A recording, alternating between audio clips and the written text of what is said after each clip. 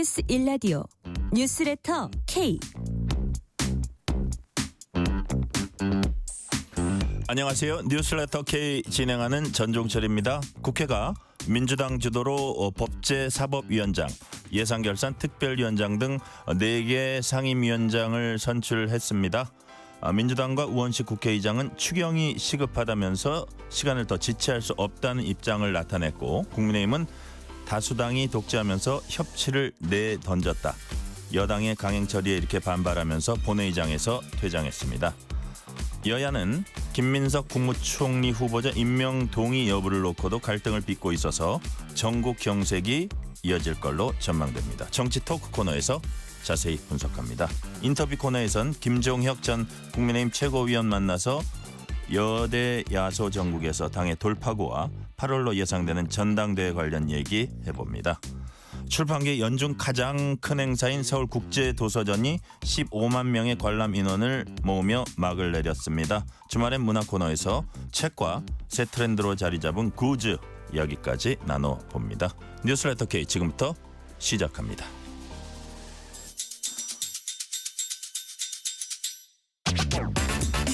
뉴스레터 K 정치 토크, 조기현 민주당 법률위 부위원장, 정광재 국민의힘 대변인 나오셨습니다. 어서 오세요. 네, 안녕하세요. 안녕하세요. 반갑습니다. 두 분이 이렇게 정장 입으셨는데 제가 좀 이 가디건을 걸쳐서 좀 자연스럽죠? TGIF입니다. Thanks God It's Friday. 알겠습니다. 자, 프라이데이의 분위기에 맞게 제가 입었습니다.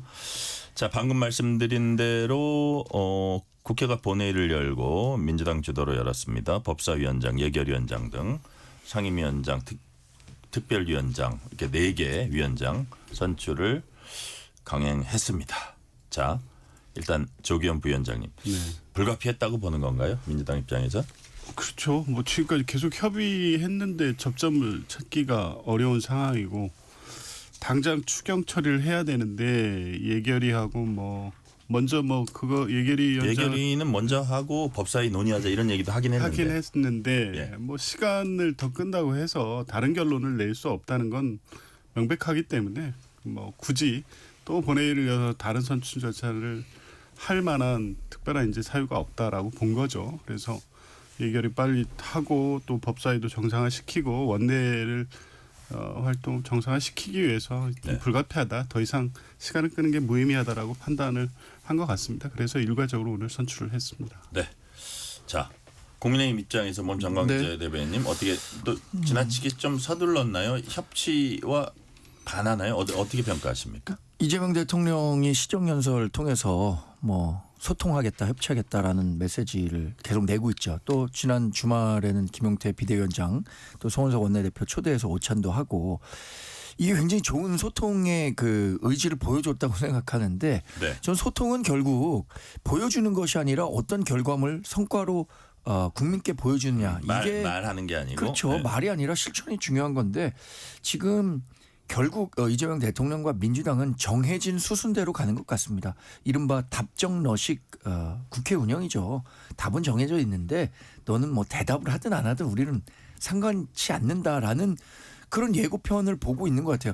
저는 최근에 이런 얘기 들었어요. 2026년 그러니까 전반기 원 구성은 2024년에 마무리된 거니까 법사위는 2026년에 가서 다시 얘기하면 되는 거 아니냐 이렇게 얘기하시는 분 봤는데, 2026년 가면 그럼 법사위 우리한테 줄 겁니까? 전 그때 가서 또 딴 얘기 할 것 같은데요. 그래서 이렇게 일방적인 국회 운영은 우리가 비록 뭐 107석밖에 갖고 있지 않아서 물리적으로 막을 수 있는 힘이 있는 건 아니지만 국민들께서 다 보고 계시다, 이런 얘기를 드리겠습니다. 자, 정광재 대변인께 말씀드려 보면 민주당이 이제 법사위원장 가져갔고, 어떻게 보면 뭐 예결위원장도 되게 중요한 건데 그냥 호다닥 오늘 다 운영위원장, 예. 뭐 본래 그 여당이 뭐 위원장 하는 그 관례가 있긴 합니다만 후다닥이라기보다 오늘 저 속도감 있게 이렇게 선출을 했습니다. 국민의힘이 이제 견제하려면 뭘 할 수 있습니까? 그래서 원내에서 할 수 있는 건 정말 없습니다.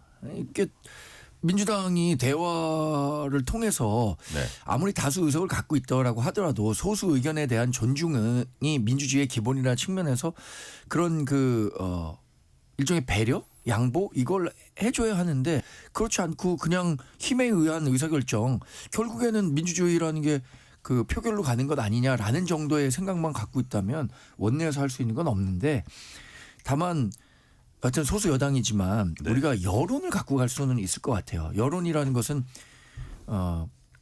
법사위원장까지 민주당이 다 독식하는 것이 견제와 균형, 감시라는 국회 본연의 기능에 충실할 수 있느냐라는 부분에 대해서는 이재명 대통령을 찍었던 분들은 그렇게 생각하지 않겠지만 이재명 대통령을 찍지 않았던 많은 분들은 우리가 얘기하는 것에 공감하고 있을 거란 말이에요. 뭐 김민석 후보자에 대한 총리 적합도 이런 문제를 포함해서 그러니까 여론전을 적극적으로 활용할 수밖에 없겠죠. 네.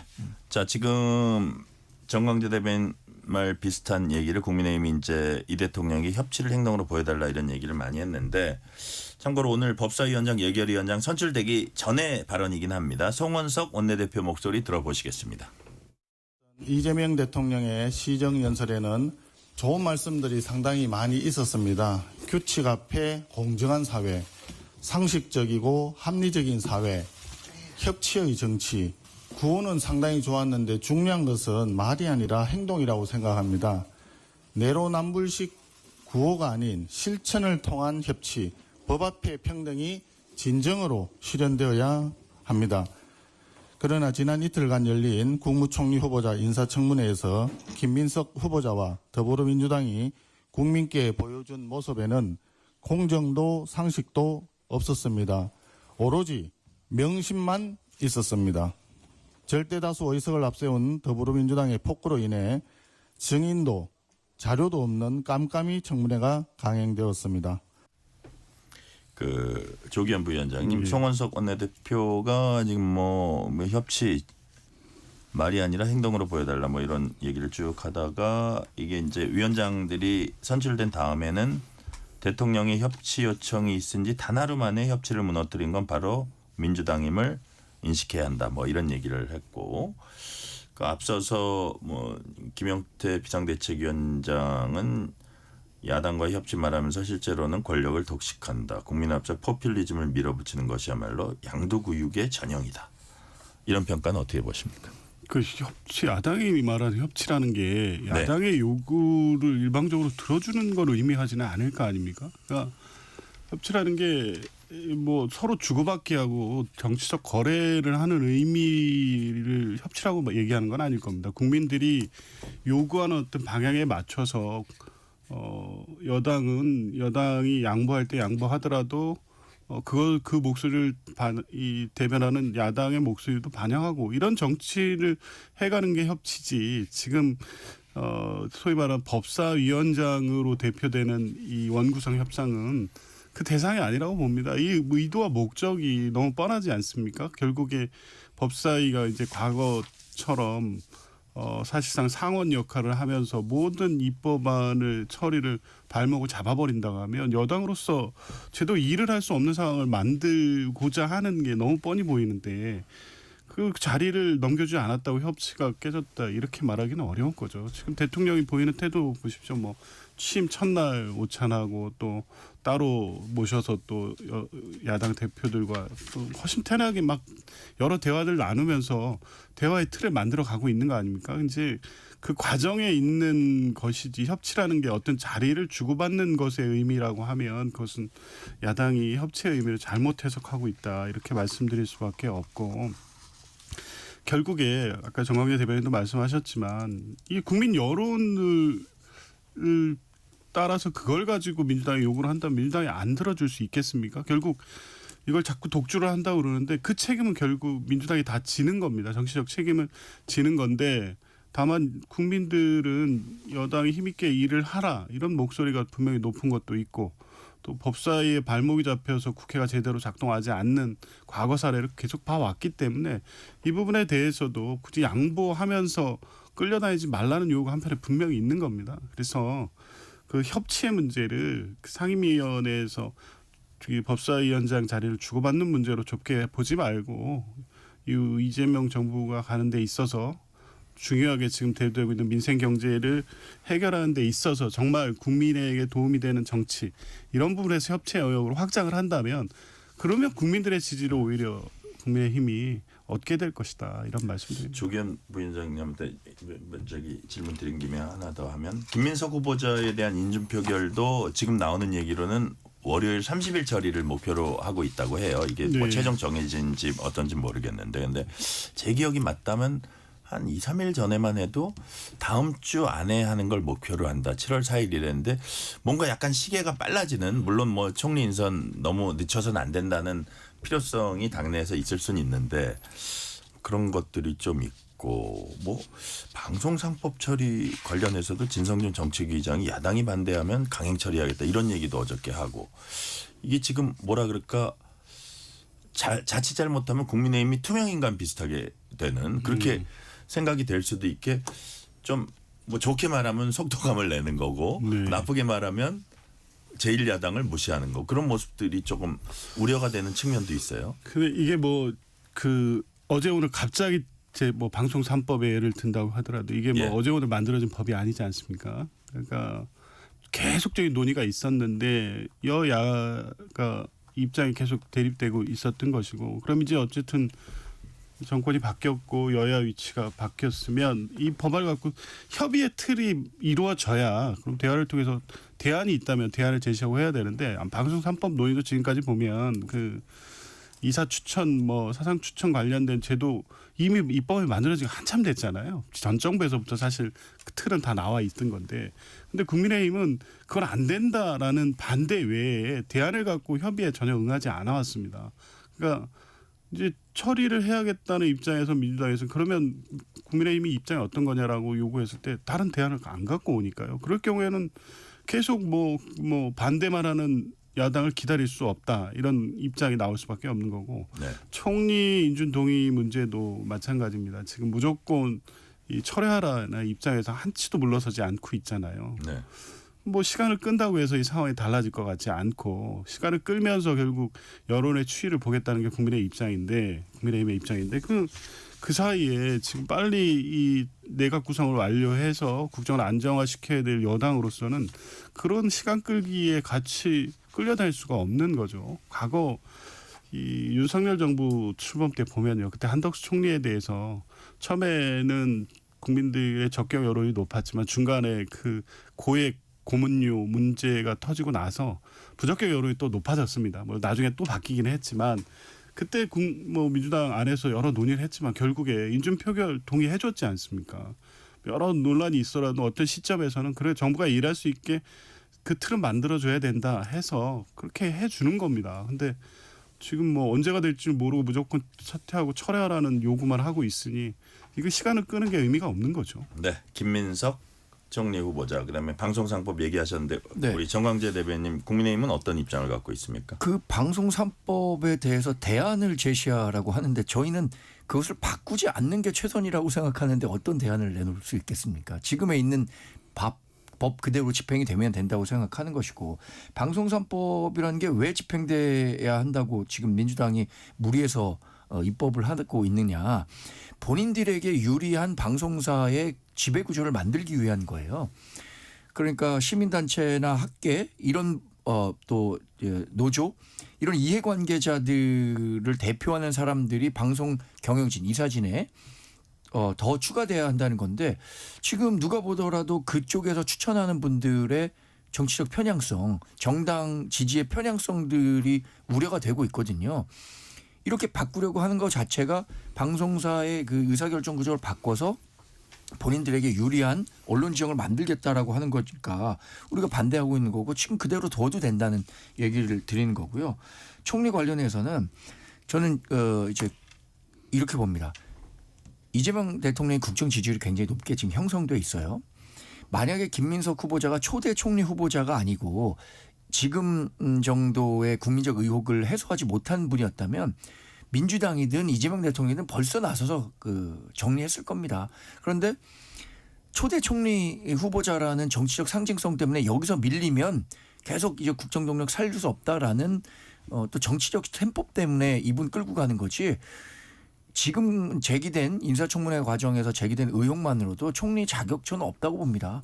그리고 해명 다 이틀 동안에 할 수 있다고 생각했지만 본인들은 자신했지만 그게 대통령실에서 생각한 것처럼 의혹이 해소됐느냐. 국민적 시각에선 의혹이 해소된 것이 아니라 오히려 정치권 그 기존 그 정치인에 대한 불신만 더 커졌다. 이렇게 말씀드릴 수 있겠습니다. 5944님이 국민은 정치 상황에 민감합니다. 국민 대표로 국정을 운영할 때 서로 상생하기 바란다는 걸 잊지 말기 바랍니다. 라는 조언 주셨고요.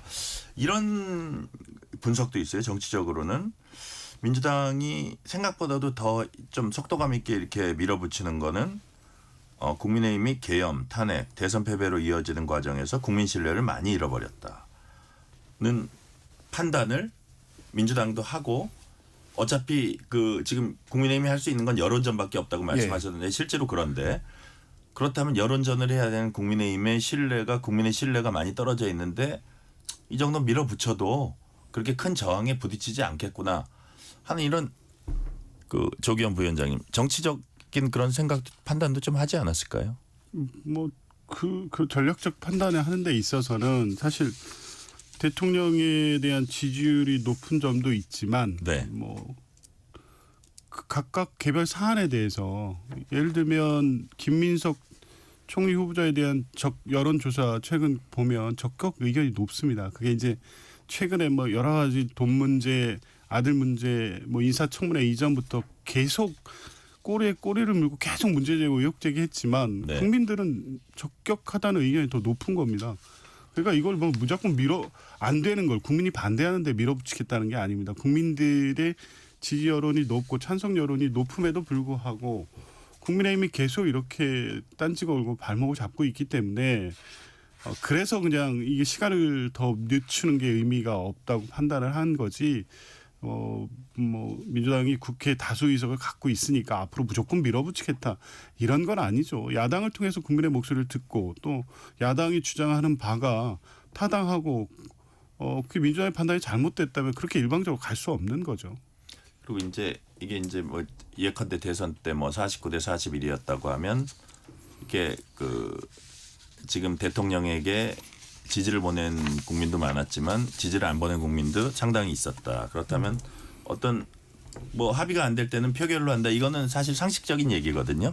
그런데 그럼에도 불구하고 어떤 데 있어서는 조금 더 심사숙고해야 되지 않나 이런 부분이 이제 있을 것 같기도 한데 네. 지금 조기현 부위원장님이 한 말씀 하실래요? 네. 그러니까 그게 승자의 여유가 좀 있어야 한다고 생각합니다. 지금 이재명 대통령 그러니까 국민주권정부가 출범한 지가 20여일 좀 지났는데 국정을 운영하는 데 있어서는 이재명 대통령이 굉장히 그 여유가 있는 것 같아요. 왜냐하면 본인이 하고자 하는 정책적 방향에 대해서 국회에서 워낙 많은 그 다수 의석을 갖고 있기 때문에 입법을 통해서 충분한 지원을 받을 수 있기 때문이겠죠. 그래서 역대 어느 대통령보다 지금 정권 초기에 본인이 원하는 정책을 그 구현하기에 쉬운 환경에 있다고 생각합니다. 그래서 말씀하신 것처럼 저는 민주당이 굉장히 속도감 있게 진행하는 것은 이런 측면이 있다고 봐요. 우리 당이 계엄과 이 대통령 탄핵으로 인해서 상당히 지금 국민으로부터 따가운 시각을 받고 있습니다. 그러니까 원투로 치면은 한 5회 정도에 우리가 KO를 지금 당한 상태예요.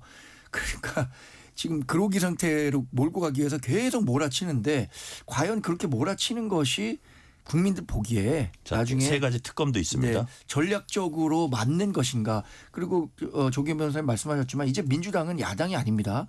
모든 정책적 그 결과 또 입법 활동에 대한 책임을 여당과 집권 정부로서 져야 하거든요. 결국에는 이런 그 국민과 좀 괴리가 있는 정책들, 입법들 계속 독주하는 모습 보일수록 이재명 대통령의 집권 초반 동력도 떨어질 수밖에 없다는 점은 명심하셔야 할 것 같아요. 자, 아까 조기현 부위원장님 말씀하신 뭐 찬성하는 국민들이 많다. 그 여론조사 좀 보고 갈게요. 한국갤럽이 지난 24일부터 26일 사이 만 18세 이상 1,004명에게 전화조사원 인터뷰 방식으로 조사한 결과 뭐라고 물어봤냐면 김 후보자가 총리로서 적합하냐? 라고 물은 결과 응답자 43%가 적합하다고 답했고 응답자 31%는 적합하지 않다고 답했습니다. 자세한 내용 중앙선거 여론조사심의 홈페이지에 참조하시면 됩니다. 자, 일단 조기현 부위원장님 먼저 말씀하셨으니까 정광재 대변인 이 여론조사 어떻게 해석하세요? 43대 31. 이게 그 여론조사 결과를 또 얘기하려면 다른 조항을 얘기해야 되는데 이재명 대통령의 지금 초반 국정 지지율 있잖아요. 같은 뭐 조사할 수도 있는데 그거는 대략 60% 정도에 올라와 있단 말이에요. 네. 그 새 정부에 대한 기대감 또 최근에 코스피 지수가 많이 오르면서 이재명 대통령이 자기가 대통령만 돼도 코스피는 3천까지 바로 갈 수 있다. 이런 것들이 현실화되고 그런 기대감이 있으니까 국정 지지율까지 높게 형성돼 있단 말이에요. 그런데 그것과 비교했을 때 김민석 후보자가 인사청문회를 통해서 이틀 동안이나 그렇게 해명했는데 그에 미치지 못하는 결과라고 보는 거죠. 저는 그 여론의 괴리가 있다고 보는 겁니다. 민주당의 지지도하고 묘하게 똑같이 나왔더라고요. 43%. 그러니까 그거는 민주당 지지하는 사람들은 이재명 대통령이 어떤 흠결이 있는 후보자를 낸다고 하더라도 정청래 전 법사위원장이 얘기했던 것처럼 이재명 대통령의 인사는 늘 옳다. 숙고한 결과니까 이거로 갈 수밖에 없는 거예요. 0644님이 뭐라고 문자 주셨냐면 김민석 후보자 지지가 더 많이 나오는 건 민주당 지지층 덕분 아닌가요? 적합해서가 아니라 무작정 밀어주기인 것 같은데요. 라는 뭐 해석도 하셨습니다. 제 해석이 그겁니다. 아, 그래요? 어떻게 근데 그럼에도 불구하고 이게 민주당 요 조사에서 제 기억이 맞다면 민주당 43 20%포인트 차이가 나더라고요. 국민의힘 23%. 근데 김민석 총리로 적합하다 43, 적합하지 않다 31. 무응답이 한 25% 정도 되는 것 같아요. 그러니까 아마 어떤 민주당 지지도나 이재명 대통령 국정 지지도 비교하면 막 그런 측면이 좀 있긴 한데 그럼에도 어쨌든 좀 더 높은 그런 부분에 더 주목해야 된다 이렇게 조기현 부위원장님 그렇게 보시는 건가요? 그렇죠. 뭐 반드시 대통령 지지율하고 연동되지는 않는 겁니다. 그리고 여러 문제들이 제기가 됐었으니까 흔쾌히 뭐 대통령 지지율에 버금갈 만큼 뭐 60%의 적합 의견이 나오기는 어렵겠죠. 그런데 어쨌든 국민 다수가 총리직을 수행하기에는 문제가 없다라고 보는 거 아니겠습니까? 그게 지금 국민의힘은 뭐 인사청문을 통해서 그 돈의 흐름이 해명이 안 됐다, 문제가 있다고 하지만 최초 뭐 제기됐던 일확사천 4인간 채무 문제부터 2020년부터 2024년까지 수입과 지출 간의 이 맞지 않는 부분에 대한 소명까지 어느 정도 해명이 됐기 때문에 이런 여론이 나오는 겁니다. 예를 들면 이 윤석열 정부 초대 총리 한덕수 총리 이 지명하고 인사청문회 진행되는 과정까지 보면 그때도 그 돈 문제였죠. 그 김현장의 고액 고문료 18억 이 문제 불거지면서 중간에 부적합 의견이 훨씬 높아집니다. 바뀌었어요. 근데 물론 이제 나중에 그때는 인수위가 있었으니까 5월 9일 날 대통령이 취임하고부터는 이제 아무래도 새 정부가 정식 출범했으니까 인준을 해줘야 된다는 여론이 높게 나오는데 그거는 적격 부적격하고 또 다른 양상의 조사가 된 거긴 하죠. 그러니까 전체적으로 국민들이 이 사람은 총리로서의 자격이 없다 그러면 이 정도 됐으면 부적격 의견이 비슷하게 나오거나 더 높게 나왔어야 돼요. 근데 그게 아니라는 것은 국민의힘이 그렇게 많이 문제 제기를 했지만 국민의힘 문제 제기한 게 뭐 불법 정치자금 문제라든가 무슨 나파 찬스로 해서 무슨 부정한 어떤 특혜가 있었다거나 이렇게까지 보지 않는 시각이 여론에 담겨 있다고 보는 거고 그래서 인준 동의를 해도 국민의 뜻에 크게 반하는 상황은 아니다라고 판단하는 겁니다. 첫 문민 국방장관 지명자죠. 안규백 국방부 장관 후보자 출근길 목소리 들어보시겠습니다. 아이젠하워가 중국과 북한과 대화에서 휴전을 했지 전쟁에도 휴전을 했지 않았습니까? 소련도 닉슨이 개혁 개방화 길로 대화를 통해서 이끌지 않습니까? 저는 대화가 가장 먼저 중요하다는 생각을 갖고 있고 그리고 이 문제에 대해서는 평창 동계올림픽도 먼저 문화와 예술이 서로 간에 접합을 해서 그 이후에 군사적 문제까지 해결되지 않겠습니까? 저는 먼저 민간적인 차원에서부터 서로가 교류가 있고 그리고 9.19 군사 문제도 다시 복원을 해서 한반도가의 평화의 기류가 흐르는 그런 거로 저는 봐야 된다고 생각합니다. 북한은 우리의 적이면서 동포입니다. 그래서 저는 항상 그런 두 가지 시선으로 어떤 멀티트랙 다양하고 정교한 그런 방법으로 북한을 바라볼 수밖에 없다. 자, 지금 얘기 들어보니까요, 북한은 우리의 적이면서 동포다. 대화 교류도 필요하다. 약간 통일부 장관 비슷한 얘기도 하는데, 여튼 뭐 이거를 보면 그냥 막 강공일변도 국방장관이라고 해서 그거보다는 조금 양쪽을 투트랙을 다 보겠다고 얘기했는데, 정작 제가 이제 궁금한 게 이게 좀 기사 나오는 걸 보니까 방위병 근무 본래 그 시절에 14개월 하면 되는데 22개월을 했대요. 8개월을 더. 그래서 그 경위에 대해서는 인사청문회에서 밝히겠다 뭐 이랬대는데 방위병에 지나친 집착을 보인 건지 여하튼 지금 어제는 좀 현역병보다도 긴 22개월. 시기를 보낸 방위병이네요. 그러니까 그래서 8방 뭐 이렇게 조기현 부위원장님 좀 파악된 게 있어요. 이건? 아니, 저도 따로 그래요? 들은 얘기는 없습니다. 인사청문회까지 또 기다려야 되는 궁금하네요. 근데 이게 예.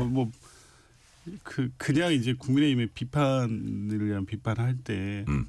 방위병 출신이 군 장성들에 대한 지휘권이 통하겠냐 뭐 이런 식의 접근을 하니까 자꾸 방위병 문제가 부각이 되는데 그런 문제는 아니라고 다 아시다시피 안구백 후보자 같은 경우에는 뭐 오선하는 동안 거의 대부분을 국방위원으로 그렇죠. 또 국방위원장까지 했기 때문에 군령이나 군정에 대해서는 뭐 어떤 현역 출신보다도 확실하게 알고 계신 분이어서 국방부 장관직을 수행하기에는 전혀 무리가 없는 거죠.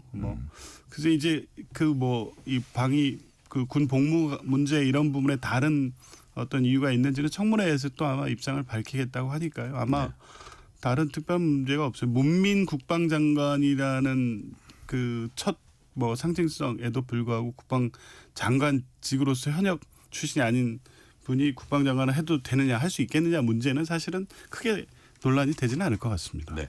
아까 조기현 부위원장이 언급했던 이재명 대통령 국정 지지도 그거는 제가 아까 자세히 언급했던 한국갤럽 조사 예. 그 조사에서 나온 결과입니다. 60%대 국정 지지도. 자 그리고 이번에 우리 정광재 대변인 이 질문은 그냥 지나가도 되겠죠? 다음 질문으로. 안규백 한 장관이요. 말씀하실래요? 네. 아니 우리 너무 당으로서는 개인- 사실 예, 예. 국방장관은 군인 출신이 하는 게 맞다고 생각합니다. 그래요? 원칙적으로 민간인 출신 국방장관을 임명하겠다라는 게 이재명 대통령의 대선 공약이었다는 것은 알고 있죠. 그래서 기본적으로 인사권을 존중할 수밖에 없는데 우리가 이제 아직 정전 상태가 아니잖아요. 종전이 된 게 아닌데 네. 뭐 해외의 경우를 들어서 해외도 민간인 출신 국방장관 하고 있다지만 우리나라와 국방 환경이 완전히 다릅니다. 특히 군 정권 말고 군령권을 갖고 있어야 하는데 네. 군대라는 조직에 대해서 아무리 외부에서 이 국방위원회 활동을 오래 했다고 하더라도 군 조직을 군 출신만큼 잘할 수 있겠느냐 이런 부분은 문제로 제기할 수 있는 거죠. 인사청문회 기간 동안에 얼마나 자질이 있는지 검증해야 될 거라고 생각합니다. 네, 질문 짧게 하나만 더 드릴게요. 정동영 통일부 장관 후보자가 며칠 전 출근길에 통일부 명칭 변경안에서 언급했는데 오늘 실제로 김남중 통일부 차관이 국회 외통위 전체회의에 나와서 상황 전반적으로 고려해 검토해 볼 계획이다. 이걸 이제 거듭 확인을 해줬습니다. 자, 조기현 부위원장님, 이게 명칭 바꾸는 기조로 이제 가는 것 같은데 어떤 명칭이 지금 거론되고 있고 이런 얘기들 좀 나옵니까? 뭐 자세하게는 듣지 못했는데요. 네, 네. 통일이란 명칭이 꼭 계속 들어가야 되냐 이런 문제 제기가 좀 그게 약간 북한을 자극할 수 있다 뭐 이런 차원인가요? 네, 그런 것도 있고 예.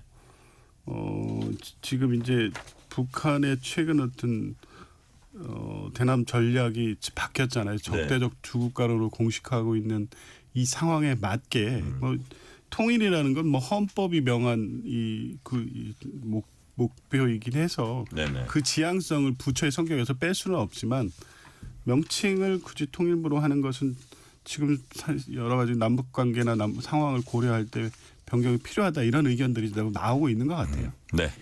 정광재 대변인 어떻게 보세요? 통일과 관련해서는 민주당하고 국민의힘이 갖고 있는 철학적 차이가 굉장히 큰 것 같아요. 만약에 여기서 통일부라는 이름을 남북관계 협력부라든가 뭐 남북관계 교류 확대부 이런 식으로 바꾼다고 하잖아요. 그럼 분명히 이런 비판 나올 겁니다. 지금 북한이 이 적대적 두 국가론을 해갖고 통일의 대상을 보지 않는다는 거잖아요. 거기에 맞춰서 통일부라는 이름 포기하는 거 아니냐 이렇게 의심하는 목소리가 또 있을 수 있어요. 통일이라는 게 우리가 우리의 소원은 통일이라고 맨날 노래 부르잖아요. 그래서 지금은 국민들 간에 이런 생각을 갖고 있는 겁니다. 과거는 통일이 굉장히 당위적인 내용이었잖아요. 우리가 반드시 통일을 해야 되는 거라고 생각했는데 지금은 그게 조금씩 희미해진단 말이에요.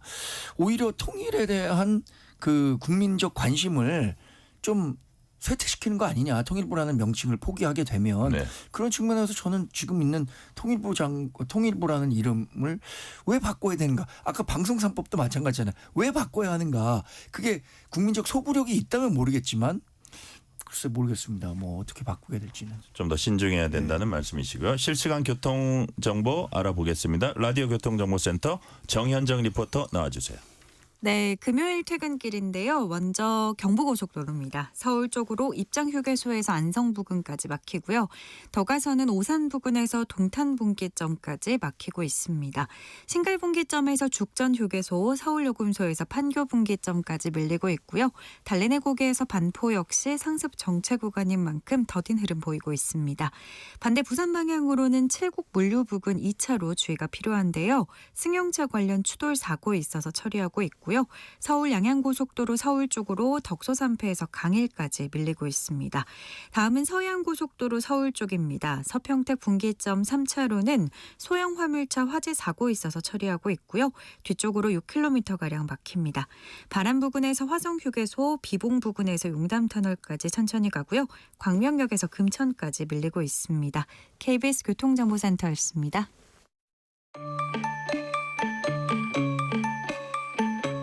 퇴근길, 당신과 함께 읽는 세상 이야기. KBS 1라디오 뉴스레터 K. 문자 샵 9730, 짧은 문자 50원, 긴 문자 100원. 어플리케이션 콩은 무료. 유튜브 KBS 1라디오 계정 채팅창도 열려 있습니다. 실시간 교통 상황 살펴봤습니다. 조기현 민주당 법률위 부위원장, 정광재 국민의힘 대변인과 뉴스레터 K 정치 토크 이어갑니다.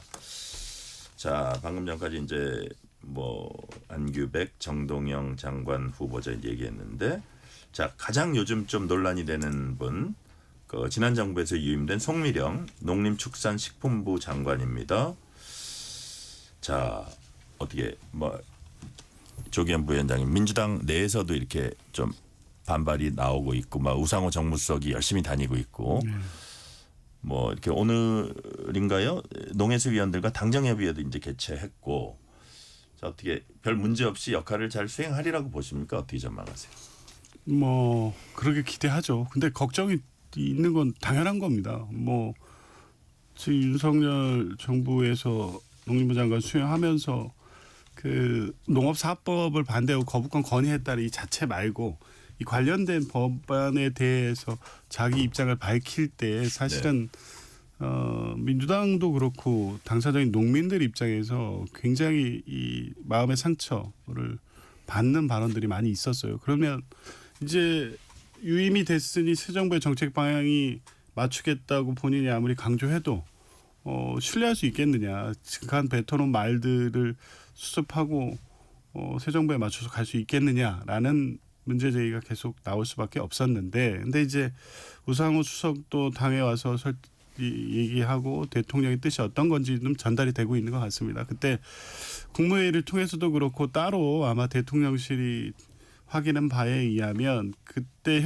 그 정부, 윤석열 정부에서 그럴 수밖에 없었던 상황은 분명히 있었던 것이고, 농정 철학은 이 정부하고 크게 다르지 않고 잘 맞춰갈 수 있겠다. 그리고 그렇게 하겠다는 본인의 확고한 의지를 확인했기 때문에 유임해서 간다고 해도 민주당이 그간 추진해온 이 농업정책, 또 새 정부의 정책을 수행하는데 무리가 없겠다고 판단이 된 거고, 아마 어느 정도 이제 설득이 돼가고 있는 것 같고요. 네. 그런 우려가 불식된다고 하면 뭐 지금 송미령 장관이 밝히는 입장을 보면 뭐 워낙 이 전문가로서 오래 그 분야에 종사해 왔기 때문에 장관으로서 역할은 잘 수행할 것으로 봅니다. 자, 정광재 대변인, 제가 방송 준비하면서 이렇게 기사를 좀 검색하다 보니까 정광재 대변인이 오늘 논평을 냈더라고요. 그래서 맞습니다. 국민의힘 입장이 지금 뭔지 가장 우리가 좀 뭐라 그럴까 의문을 가지는 거는 직전까지 윤석열 정부의 어떤 농정 철학에 어떤 초점이 맞춰져 있다가 그 초점을 다시 금방 바꾼다. 이게 옛날에 예를 들어서 한 20년 전에 농림부 장관을 다른 정권에서 했는데 지금 이렇게 바뀌었냐 하고는 좀 다르지 않나 싶은 생각도 들고 어떤 입장입니까? 그렇죠. 제가 오늘 논평 써서 정말 곡학아세의 끝판왕이다라고 했는데 이 곡학아세라는 게 자신의 배움, 그래 학문적 양심을 버리고 왜곡해서라도 세상의 아첨에서 권력을 유지한다 이런 뜻이잖아요. 사기에 나오는 글인데 네. 이게 사기에 왜 이런 글이 나왔겠습니까? 그런 일이 없도록 스스로 근신하라. 사람들이 근신할 일이다라는 측면에서 얘기가 되고 있는 건 아니겠어요? 근데 직전 정부에서 양곡관리법이라는 법안이 윤석열 전 대통령이 집권한 후에 처음으로 거부권을 행사한 법안이에요. 아, 그런가요? 예, 이 양곡관리법의 핵심은 뭐냐면 쌀값을 높은 가격에 고정해서 다 수매해 주겠다는 거거든요. 그런데 지금까지 우리 농정의 기본 방침은 쌀 생산량이 수요량보다 훨씬 많으니 쌀 생산량을 조금씩 줄여나가자 이거였어요. 근데 이 양곡관리법이 도입되면 가격이 보장이 되니까 많은 농민들이 그냥 쌀 농사를 지을 거란 말이에요. 그러면은 쌀은 계속 늘어날 수밖에 없고 이 쌀을 보관하는 비용까지 천문학적으로 늘 수밖에 없기 때문에 농정의 방향을 쌀 생산량을 줄이는 쪽으로 가자는 것과 완전히 배치되는 내용입니다. 농정의 고부가가치화에도 역행한다. 그렇죠. 그래서 송미령 그 장관도 당시 농촌경제연구원장 시절부터 이런 얘기를 계속 해왔던 거예요. 그래서 거부권을 윤석열 대통령에게 건의하기도 했었죠. 근데 이재명 대통령이 유임을 제안했는데 저는 제안한 이재명 대통령도 이해할 수 없지만 그것을 덥석 그럼 제가 또 한번 해보겠습니다라고 얘기한 송민영 장관의 태도를 이해할 수 없다는 거예요. 저는 그 송민영 장관이 앞으로 이름 세 글자가 정말 오명이 되지 않으려면 자신의 양심에 맞춰서 그냥 자진 사퇴하는 것이 맞겠다라는 말씀 드리고요. 또 하나 재밌게 본 건요. 제가 이 논평을 쓰니까 네. 민주당 지지자들 사이에선 국민의힘이 저렇게 비판하는 거 보니까 송미령 장관을 지켜야겠다. 그래요? 이런 얘기들을 하고 있는 거예요. 그래서 야 이건 아닌데 아무리 뭐 정치적으로 국민의힘과 민주당이 대립한다고 하더라도 옳은 얘기하는 걸 갖고 이 부분을 저렇게 문제 삼으니까 우리 편 지켜야 된다. 이렇게 얘기하는 건 어폐가 있다고 봅니다. 대단히 아쉽습니다. 자, 한 번씩 말씀하셨으니까 다음 주제로 넘어갈게요. 윤석열 전 대통령이 내란 특검의 출석 요구에 출석 시간 변경, 비공개 출석 요구했습니다. 출석 시간에 이제 9시에서 10시로 변경해 줬는데 비공개 출석은 안 된다. 이에 대한 민주당 입장은 어떤지 김병기 민주당 원내대표 목소리 들어보시겠습니다. 민주주의를 유린한 자가 법의 보호를 받으려고 생떼를 쓰고 있습니다.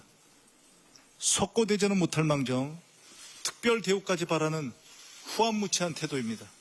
구속 취소 결정부터 체포영장 기각까지 석연찮은 법 해석과 특혜성 조치로 사법부가 윤석열의 편을 들어준 것만 벌써 4번째입니다. 사법부의 오판이 내란숙의 윤석열에게 수사 불응의 명분과 자신감을 심어준 꼴이 되었습니다. 8번의 수사기관 소환 요구를 모두 회피하며 법치를 모독하는 내란숙의 윤석열에게 더 이상의 특혜는 사치이자 시간 낭비입니다. 자, 정광재 대변인께 먼저 예. 여쭤볼게요. 이제 특검이 비공개는 안 되는 뭐 아마 윤석열 전 대통령 측에서는 뭐 조국 사례도 얘기하고 하는 것 같긴 한데 비공개는 안 된다. 지하 주차장 차단하겠다고. 지하 주차장 앞에 있어도 그거 출석 안 한 걸로 간주한다. 뭐 이런 얘기까지 좀 네. 강하게 나오고 있는데 윤 전 대통령 재판에 계속 공개로 나가잖아요. 근데 이게 왜 그렇게 근본적인 문제인가요? 저도 윤석열 전 대통령 측이 왜 이렇게까지 비공개 출석에 집착하는지 쉽게 이해하기는 어렵습니다. 네. 말씀하신 것처럼 지금 여러 재판 내란 혐의와 관련한 재판 진행될 때 다 공개 재판 공개 출석하고 있는 거잖아요. 예. 일종의 뭐 특검과의 기싸움이다라고 볼 수도 있을 것 같은데 이게 지난 1월과는 상황이 많이 다릅니다. 지난 1월에는 윤석열 대통령이 탄핵이 됐지만 현직 그 대통령이라는 지위가 있었고 보안을 요구하는 대통령 관저라는 장소의 특수성이 있었고요. 예. 또 내란 혐의와 관련해서 수사권이 공수처에 있느냐 없느냐 이것과 관련한 절차적 문제점들을 지적하는 사람들이 많았기 때문에 관저에 가서 그 많은 사람들이 윤 대통령 지키겠다고 했었던 거잖아요. 네. 근데 지금 6개월 지난 사이 국민들의 판단은 많이 달라졌을 겁니다. 당장 우리 당부터 여기 뭐 윤석열 전 대통령의 주장에 동조하는 의원 찾아보기 어렵잖아요. 저는 이왕 이렇게 된 거 윤석열 전 대통령이 본인이 떳떳하다고 했잖아요. 그리고 떳떳하게 특검에 수사에 응하겠다고 했으니까 공개 출석이라고 하더라도 응하는 모습을 보이는 게 오히려 윤석열 전 대통령에게 더 국민이 일말의 그 기대감을 갖고 있는 분들도 있잖아요. 네. 그분들에게 더 떳떳한 모습이 될 것 같습니다. 자, 조기현 부위원장님, 오늘 제가 이 방송 들어오기 전에 이렇게 보니까 김건희 여사가 오늘 아산병원에서 퇴원했다 이런 소식이 또 있고 김건희 여사도 이제 출석을 해야 되잖아요. 자, 뭐 이런 것들을 전부 종합해서 왜 이 공개 출석, 비공개 출석 갖고 지금 좀 논란이 된 이유가 뭐라고 보세요? 그러니까 지금 정광희 대변인 말씀대로 굳이 그럴 이유가 없어요. 이거 그리고 부정적 여론을 더 키우잖아요. 무슨 이런 특혜를 요구할 자격이 있느냐.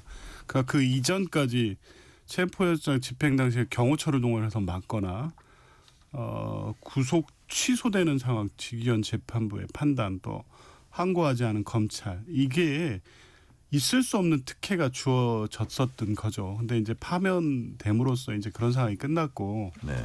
새 정부가 출범했고 결정적으로 특검이 출범했습니다. 이런 요구가 통하지도 않을 뿐더러 오히려 지금은 이제 수사를 위한 소환인데 수사 절차가 진행되면 구속영장 발부 가능성이 매우 높은데 이런 태도를 보이면 더 가능성을 높이는 것이어서 본인에게도 유리하지 않음에도 불구하고 왜 그럴까? 저는 이후 예상되는 김건희 여사의 출석을 방어하기 위한 명분이 아닌가 싶습니다. 네. 지금 이제 병원에서 퇴원했다고 하고 김건희 특검법도 소환 조사를 이미 공언하고 있습니다. 안 나갈 수 없을 거예요. 그런데 그 김건희 여사 특검 역시 이 절차가 공개되게 돼 있기 때문에 거기도 똑같은 방식의 공개 소환을 할 겁니다. 그때 이제 같이 주장을 연동시키기 위해서 먼저 본인을 이렇게 해놓고 김건희 여사에 대한 어떤 배려 이런 주장을 나중에 하려고 하는 게 아닌가 싶습니다. 자, 정광주 대변인 예. 오늘 보니까 지금 뭐 대선 후보 교체 관련해서 김문수 한덕수 뭐 진행 중인 감사 진행 중인 당무감사위원장이 중간 브리핑했는데 중간 브리핑의 요점은 자료를 잘 확보 못했다 뭐 이런 내용인데 자, 그게 앞으로 어떻게 될지 우리가 주목해서 보고 자, 다시 말해서 지난 뭐 3년 동안의 불균형적 그 당정 관계라든지 계엄 탄핵 대선 패배 등 정광주 대변인님이 보시기에는 그 책임을 따져서 예. 책임을 묻는 게 필요하다고 보세요? 아니면은 좀 당내 분란을 여기서 또 더 일으키면 안 되니까 그거는 조용히 가는 게 좋다고 보세요? 저는 뭐 이걸로 책임을 묻는다기보다는 네. 무슨 일이 있었는지는 정확히 역사적 짚고 자료로라도 남겨야 한다고 생각합니다. 그게 이제 여당이 거듭나는데도 도움이 그렇습니다. 된다? 이 당무감사도 얘기했어요. 뭐 누구를 징계하겠다라는 네. 차원이 아니라 그때 무슨 일이 있었어서 왜 그런 과정이 있을 수밖에 없었는지 이것을 정확히 기록해 놓지 않는다면 네. 다음에 또 이런 상황이 발생한다면 어떻게 되겠느냐. 그러니까 우리가 역사를 기록하는 이유는 역사로부터 뭘 배우려고 하는 거잖아요. 그런 그 근거가 되는 내용들을 확보해 놓는 것이 중요하다고 생각합니다. 네. 자, 주제를 바꿔서 뭐 시간 관계상 주제를 바꿀게요. 조기현 부위원장께 여쭤볼게요. 오늘 민주당이 정치 검찰 조작 수사 진상조사 태스크포스를 출범한다 이렇게 밝혔습니다. 불법 대북 송금 사건 뭐 이화영 평화부지사가 7년 8개월인가요? 이런 확정 판결 받았고 뭐 이재명 대통령도 어쨌든 수사를 받아온 그런 사건인데 자, 김병기 원내대표가 뭐라 그랬냐면 대북 송금 의혹으로 검찰 수사받다가 해외로 도피한 배상현 회장의 인터뷰 거론하면서 정치검찰이 죄를 조작했다. 고 주장했습니다.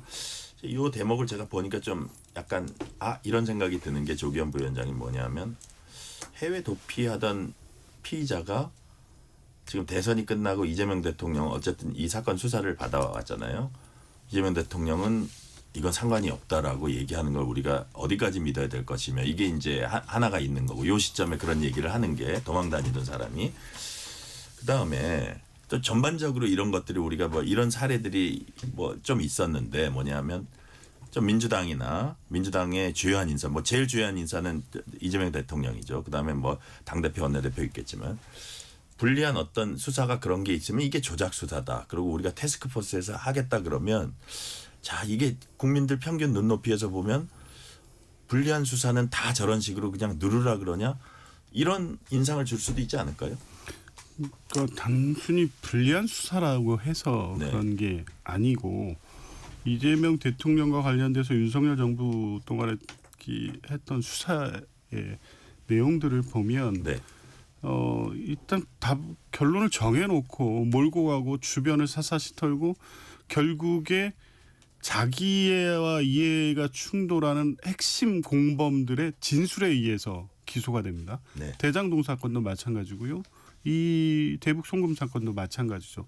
김성태 회장하고 쌍방울 관련자들의 진술이 대부분이었습니다. 그런데 사건 초기에 국정원의 조사에 의하면 실제 이게 대북 사업으로 추진된 것으로 이렇게 확인된 사실들이 있어서 오히려 배성윤 회장의 진술과 맞는 부분들이 지금 있는 겁니다. 네.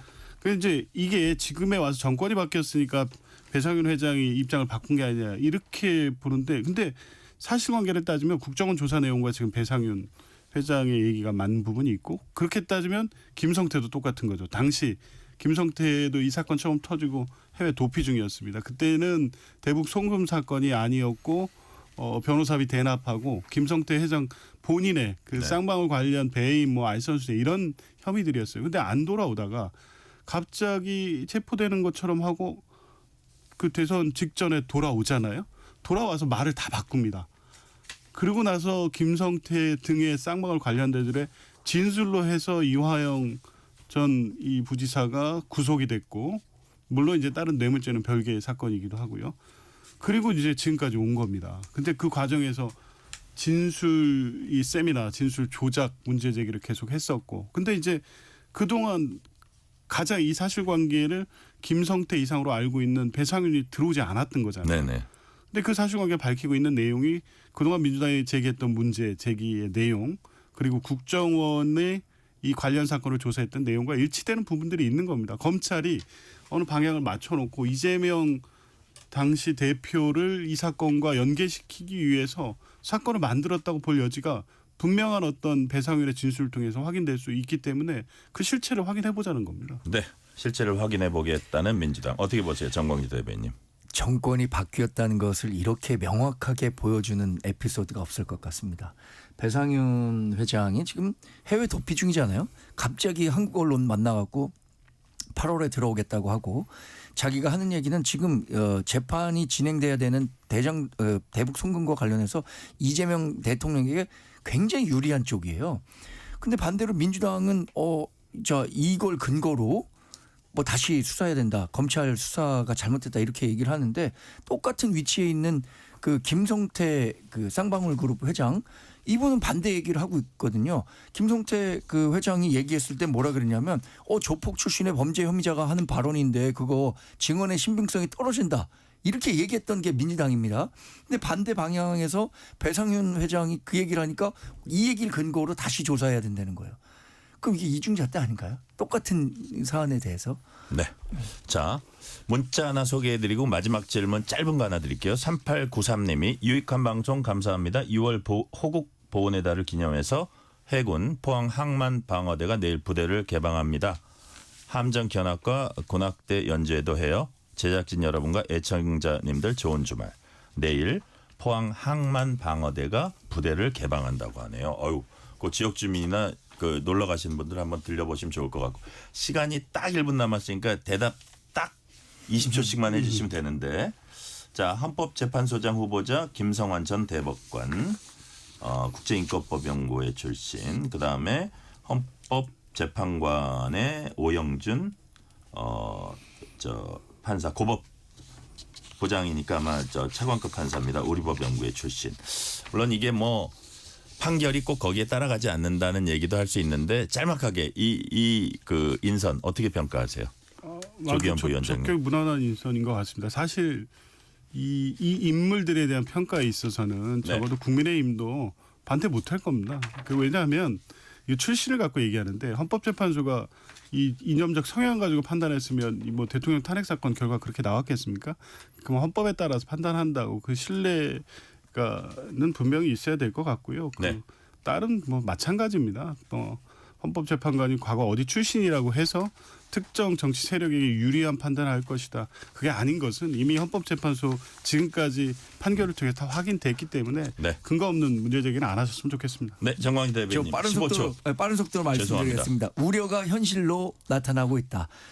특정 연구 성향을 가진 분들이 4명이나 헌법재판소를 장악하고 있다. 이렇게 말씀드리겠습니다. 오늘 말씀 여기까지 듣겠습니다. 지금까지 조기현 민주당 법률위 부위원장, 정광재 국민의힘 대변인이었습니다.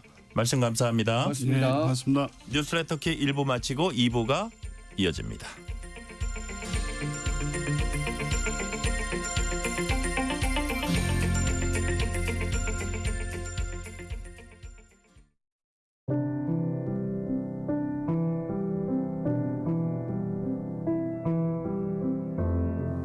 KBS 라디오 연중기획 희망충전 대한민국 644번째 이야기.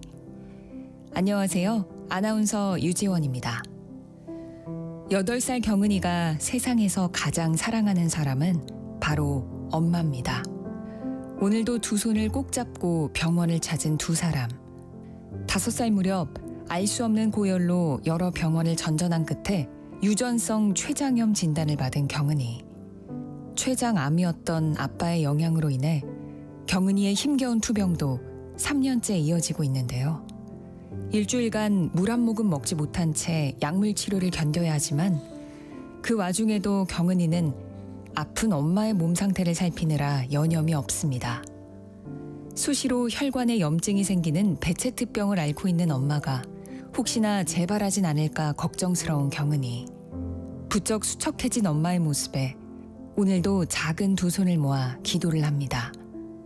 엄마와 오래오래 건강하고 행복하게 살고 싶다는 경은이의 소원이 이루어질 수 있도록 여러분의 진심 어린 응원을 보내주세요. 여러분의 따뜻한 손길이 희망의 빛이 됩니다. ARS 060-700-1580 060-700-1580 한 통화 3,000원으로 희망을 선물해 주세요.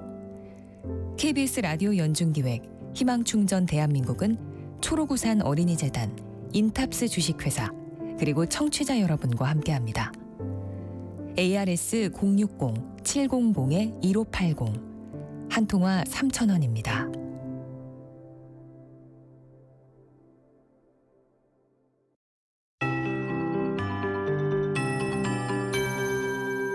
KBS 58분 날씨. 오늘은 남부지방을 중심으로 올해 첫 폭염주의보가 발효되는데요.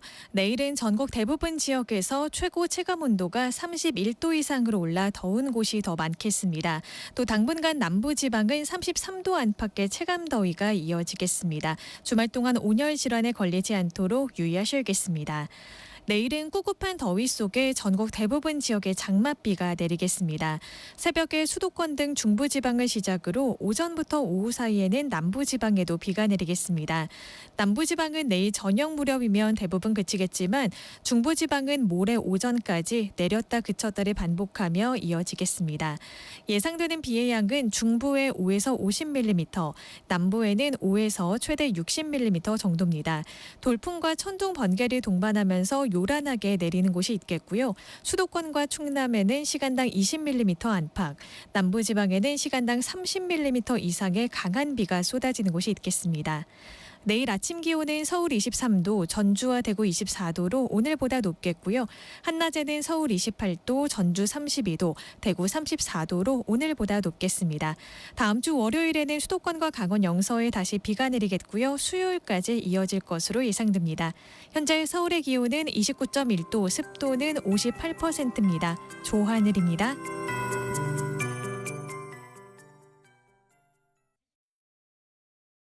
정성을 다하는 국민의 방송 KBS가 6시를 알려드립니다.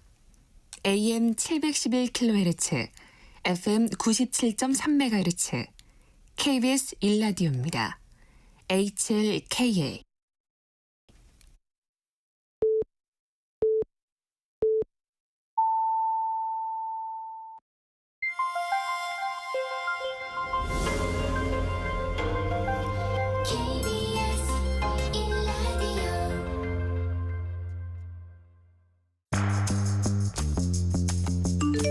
여러분은 지금 퇴근길 시사편지 한 장, KBS 1라디오 뉴스레터 K를 듣고 계십니다.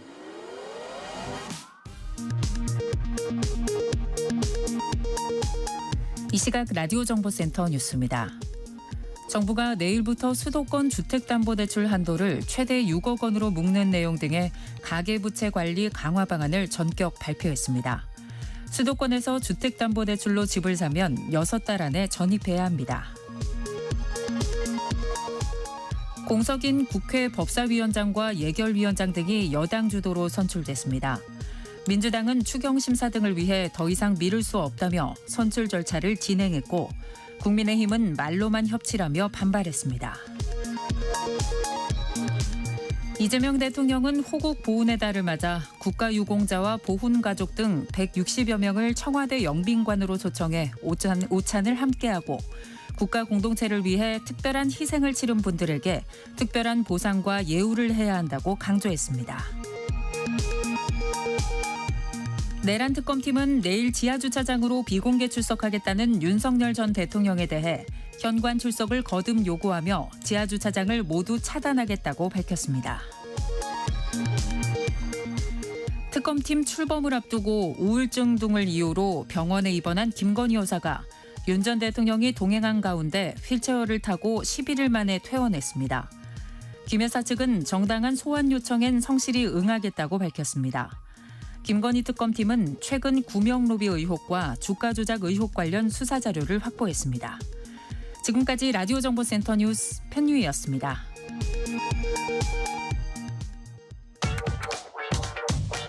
뉴스의 진수를 보여주는 인터뷰. 뉴 진수. 국민의힘이 오늘 상임정국위원회 열고 새 비상대책위원회 출범 절차에 착수했습니다. 차기 지도부 선출위원 전당대회는 8월쯤 열릴 걸로 보입니다. 자, 이재명 정부 초기 인선과 국회의원 구성 그리고 국민의힘 차기 지도부 구성 문제 등을 김종혁 전 국민의힘 최고위원과 짚어봅니다. 김종혁 전 최고위원님 어서 오세요. 안녕하십니까. 네. 자, 새 정부 출범한 지 4주차가 됐습니다. 네, 한 달이네요. 네. 이재명 대통령의 초기 행보 어떻게 평가하세요? 아니요, 저는 일단 어느 대통령이든지 간에 대통령이 되시면 약간의 허니문 기간이 필요하다라고 생각을 합니다. 네. 더구나 이제 이번 이재명 대통령 같은 경우는 인수위가 없이 된 분이시잖아요. 물론 그 이전에 경기도지사라든가 당대표라든가 이런 것들을 통해서 정치 경험이 오래이긴 하지만 그래도 대통령이라는 국정 최고 지도자로서 준비 기간으로서는 인수위가 없다는 게 굉장히 좀 한계가 있을 겁니다. 그래서 그런 점을 감안해서 평가를 해야 된다라고 생각을 해요. 그래서 그동안에 비판할 점도 여러 가지가 있지만 일단은 인선이라든가 이런 것들에 있어서 나름대로 상당히 노력하는 모습을 보여주고 있다. 그리고 민생 경제에 대해서도 애쓰려는 모습을 보여주고 있다. 물론 그 내용에 있어서 제가 다 동의하는 것은 전혀 아닙니다. 예를 들면 부채 탕감에 대한 그런 입장도 저는 반대를 하고 그리고 김민석 적어도 총리 후보자에 대한 그런 임명, 지명은 여러 가지로 문제가 있었다라고 생각을 합니다만 네. 그 외에 전체적으로는 긍정적으로 바라보고 싶습니다. 자, 일단 지금 최고위원님 말씀하시는 거는 민생 경제 한번 살려보겠다. 이런 부분들 좀 높이 평가하시는 것 같고요. 인선 부분은 하나하나 좀 여쭤볼게요. 김민석 국무총리 후보자 인사청문회 결국 파행 끝에 끝났습니다.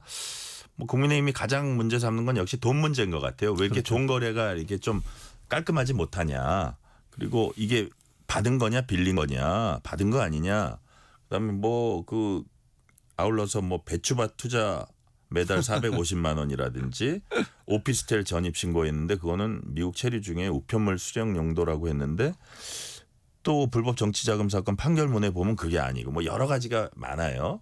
그 나중에는 이제 그 경조사 그다음에 출판기념회 이거는 수치를 대충 이렇게 맞춰 어쨌든 뭐 한 5, 6억 대충 이렇게 된 거다 얘기를 했는데 그건 뭐 증빙자료를 내기 그렇게 쉬운 건 아닙니다만 그거 말고도 낼 수 있는 게 많은데 왜 안 내냐? 어떻게 보십니까? 그 사상 처음으로 증인과 그리고 참고인이 아무도 없는 그리고 그 자료 요청에도 거의 25% 정도 4분의 1밖에 제출되지 않은 그런 이상한 청문회가 돼버려서 이게 관행이 된다면 앞으로 그 증인과 참고인이 뭐 있을 아니 그 옛날에도 없었는데 우리는 왜 있어야 되느냐 이렇게 얘기할 거 아닙니까? 네. 너무 나쁜 선례를 만들어줬고 그다음에 보기에 이거는 저는 지켜보면서 이건 조국 청문회, 조국 법무장관 청문회의 판박이구나라는 느낌이 들었어요. 어떤 의미에서 그러냐면 그걸 지켜보는 사람들은 전부 다 어이없어 하는데 본인은 아무렇지도 않다는 듯이 그 얘기를 하는 걸 보고 이게 뭐지? 도대체 그 대한민국의 어떤 평가 가치 기준이 뭐지? 뭐 이런 생각이 들었습니다. 네.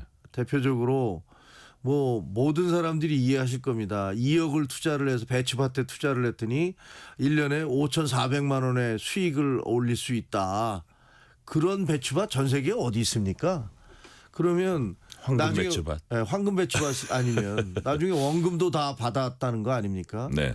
그러면 투자를 2억을 했으면 거기에 투자금을 받은 사람은 자기 이익금도 있어야 될 거 아니에요. 그럼 50대 50이라 한다 하더라도 2억을 배추밭에 투자했더니 1년에 1억 이상의 돈이 남는 1억 1,000만 원 이상의 수익이 나오는 배추밭이 있다는 건데 배추 농사 아시다시피 3개월 동안 짓는 거 아닙니까? 네. 도저히 이해가 안 돼요. 그리고 그거는 또 지난번에 법원 판결에 보면 그거는 부당한 정치자금이었다고 이미 판결이 나와 있는데 그걸 아무렇지도 않게 배추에다가 투자를 해서 배추밭에 투자를 해서 450만 원씩 벌었다라고 얘기하는데 그걸 아무렇지도 않게 얘기하고 거기에 대해서도 그 제대로 된 반격이 없는 걸 보고 너무 놀랐고요. 네. 또 총리 후보인 분이 그 칭화대에 가서 석사학위 논문을 받았다고 자랑스럽게 얘기하는데 무슨 학위 쇼핑합니까? 아니 거기서 나중에 보니까 기계에만 그냥 돌려봤더니 41%의 그 표절률이 나왔는데 그게 뭐냐 그랬더니 그냥 부적절했다라고 뭐 이렇게 뭐 한마디로 넘어가시던데 논문 훈련이 안 돼 있다. 네, 논문 훈련이 안 돼 있으면 그러면 김건희 여사 국민대하고 그 숙명여대에서 그 논문 표절 때문에 둘 다 취소되고 있잖아요. 네네. 그거를 민주당이 그동안 어떻게 공격했었습니까? 저는 그게 옳다는 게 전혀 아니거든요. 김건희 여사 그 뭐 하려고 그런 그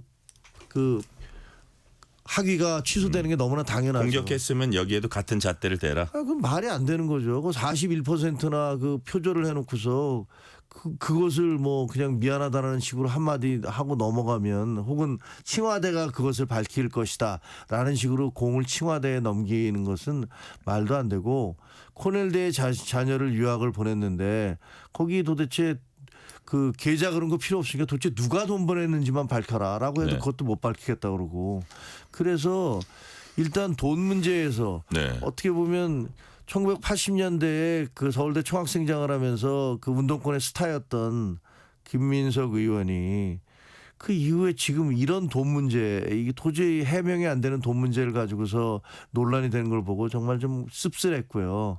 또 하나 그러면 그런 돈 문제가 아니면 그러면 정책 문제에 대해서는 어떠냐라고 얘기하는데 아니 정책 문제는 총리 후보자가 그 나라의 예산이 얼마인지를 몰라요? 이게 말이 됩니까? 국가 채무가 얼마인지 비율을 몰라요? 그게 어떻게 얘기가 될 수 있습니까? 그러면 저는 이제 국민의힘 우리 당의 그 위원들한테도 청문위원들한테도 참 좀 답답한 게 그러면 더 파고 들었어야죠. 정책적인 부분에 대해서 주진우 의원이 뭐 그 돈 문제를 가지고 주로 공격을 했다면 김희정 의원과 나머지 분들은 정책적인 것에 대해서도 계속 물어보면서 이게 도대체 앞으로 어떻게 할 것이냐라는 것들을 따져 물었어야 되는데 그런 부분에 대해서 제대로 못 물은 것은 저희 당의 실책이라고 생각을 하지만 어쨌든 그 청문회 자체는 매우 충격적이었다 이런 생각이 듭니다. 자, 하나하나 다른 주제도 한번 짚어볼게요. 송미령 농림축산식품부 장관 유임 결정. 민주당은 협치, 탕평 인사라고 했습니다. 농정 철학이 갑자기 바뀌었어요. 이 상황 어떻게 보십니까? 그거는 뭐 이재명 대통령으로서는 뭐 포용력을 좀 보여준다라는 모습으로 구색 갖추기를 위해서 임명을 하겠다고 할 수도 있어요. 네. 그러면 송미령 장관은 그 죄송하지만 대통령님 저를 그렇게 생각해 주셔서 감사합니다만 저는 철학이 워낙 달라서 안 되겠습니다라고 사양을 했어야 돼요. 그게 정상 아니겠습니까? 아니 그 이전까지 농망사법이라고 농업을 망가뜨리는 4가지 법이라고 그렇게 얘기를 하다가 갑자기 장관을 연임시킨다 그러니까 그게 희망법이 될 수가 있습니까? 그렇게 입장을 바꾸는 장관을 바라보는 밑에 공무원들은 어떻게 생각을 하겠습니까? 그리고 다른 국민들은 야, 저 장관이라는 사람이 저렇게 하루아침에 정반대의 입장을 밝힐 수도 있는 거구나. 이런 걸 보면서 신뢰가 바닥으로 떨어질 것 같아요. 그러면 저는 뭐 지금쯤이면 이재명 대통령도 슬슬 후회하고 계실 것 같아요. 아, 이렇게까지 반발이 심한가라고 후회하실 것 같아요. 그래서 그 송미령 장관한테 제가 권해 드리고 싶습니다. 지금쯤 사퇴하시는 게 낫습니다. 더 추한 꼴 보이기 전에 보나마나 이 쉽게 얘기하면 농망법이라고 얘기하는 이 법, 양곡법 이거 통과시키는 것을 당신이 책임지고 통과시켜라라고 네. 송미령 장관한테 얘기할 겁니다. 당신 손에 피를 묻혀라라고 얘기할 겁니다. 그러면 그분이야 이제 통과시키려고 뭐 하겠죠. 그러고 나면 제가 보기엔 토사구팽입니다. 그다음에 날아가는 거예요. 그러니까 그런 것들을 보면서 저는 야 이게 이 장관들에 대해서 국민들은 어떻게 생각할까? 대한민국 장관이라는 사람은 저렇게 하루아침에 말을 바꾸는 사람이구나 이렇게 느낄 수 있기 때문에 그 국민들로 하여금 그 신뢰를 저버리게 한 죄 이것이 적지 않습니다. 고용노동부 장관의 민주노총 위원장 출신 인사 발탁됐습니다. 앞으로 어떻게 될 걸로 전망하십니까? 저는 뭐 잘해 주시길 바랍니다. 그 처음 있는 일이잖아요. 네네. 민주노총 위원장이 됐는데 이분이 그런데 과거에 자기가 철도 기관사나 혹은 민주노총 위원장 할 때와 같은 똑같은 생각으로 일방적으로 그 노동만의 편을 든다면 그러면 문제가 생길 거예요. 이 노사 관계라는 것은 양쪽이 있어야 되는 거 아니에요. 네. 누구 말 맞다나 그런 얘기도 하더라고요. 지금 중대재해처벌법 그거 안 발생하게 하려면 공장 다 없애라 그러면 이렇게 극단적인 얘기하는 사람들도 있어요.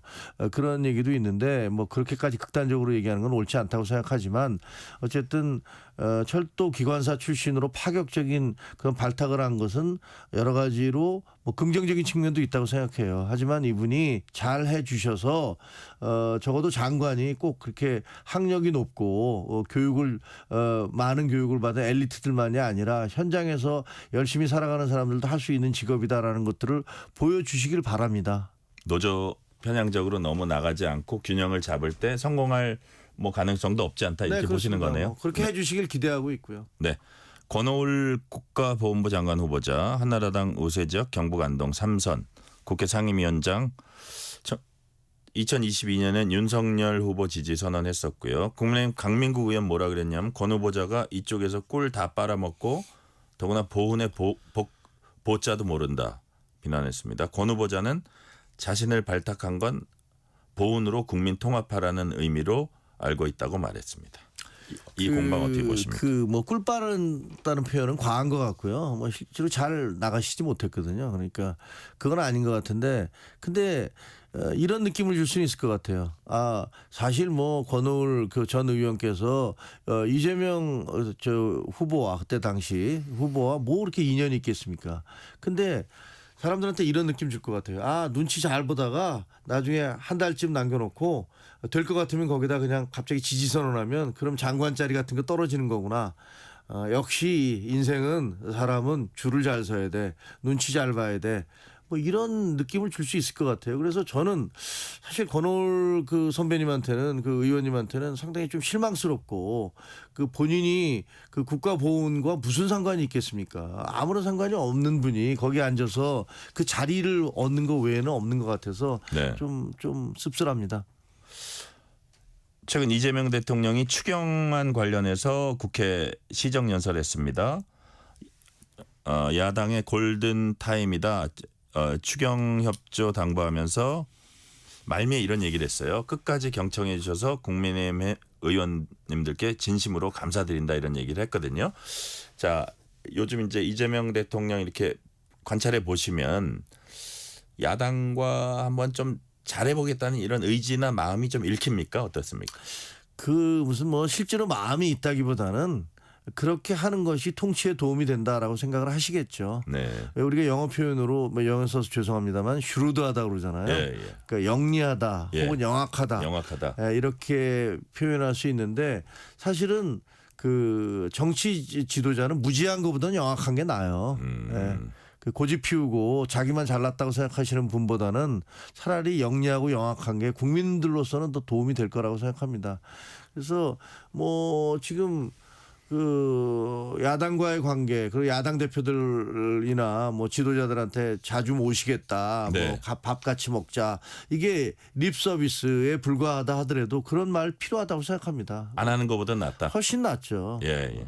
그리고 밥자리도 뭐를 전폭적으로 줄 생각이 없어도 어쨌든 밥자리 하면서 얘기 들어보는 게 안 들어보는 것보다 훨씬 낫다. 아, 사람이라는 게 밥 먹고 얘기하고 그러면요. 아무래도 감정이 좀 누그러지게 마련이거든요. 안 예. 그러면 서운하고. 그러니까 여야 관계도 그동안에 너무 극한 대립으로 갔던 게 사실이고 그 극한 대립으로 갔던 그 중심에 서 있던 분이 이재명 대통령이에요. 네네. 박근혜 대통령 탄핵하라고 제일 먼저 외친 사람도 이재명 대통령이고. 그 옛날에. 예, 예. 옛날에. 그리고 항상 최강성에서 그 국민의힘을 공격했던 분인데 본인이 되고 나서 이제 그런 유화 제스처를 쓰는 거 그런 것들이 속내가 뻔히 보인다 하더라도 그럼에도 불구하고 그것은 대통령으로서 올바르게 행동하는 것이다라고 생각합니다. 야당을 배제하거나 그런 것보다는 훨씬 더 낫다.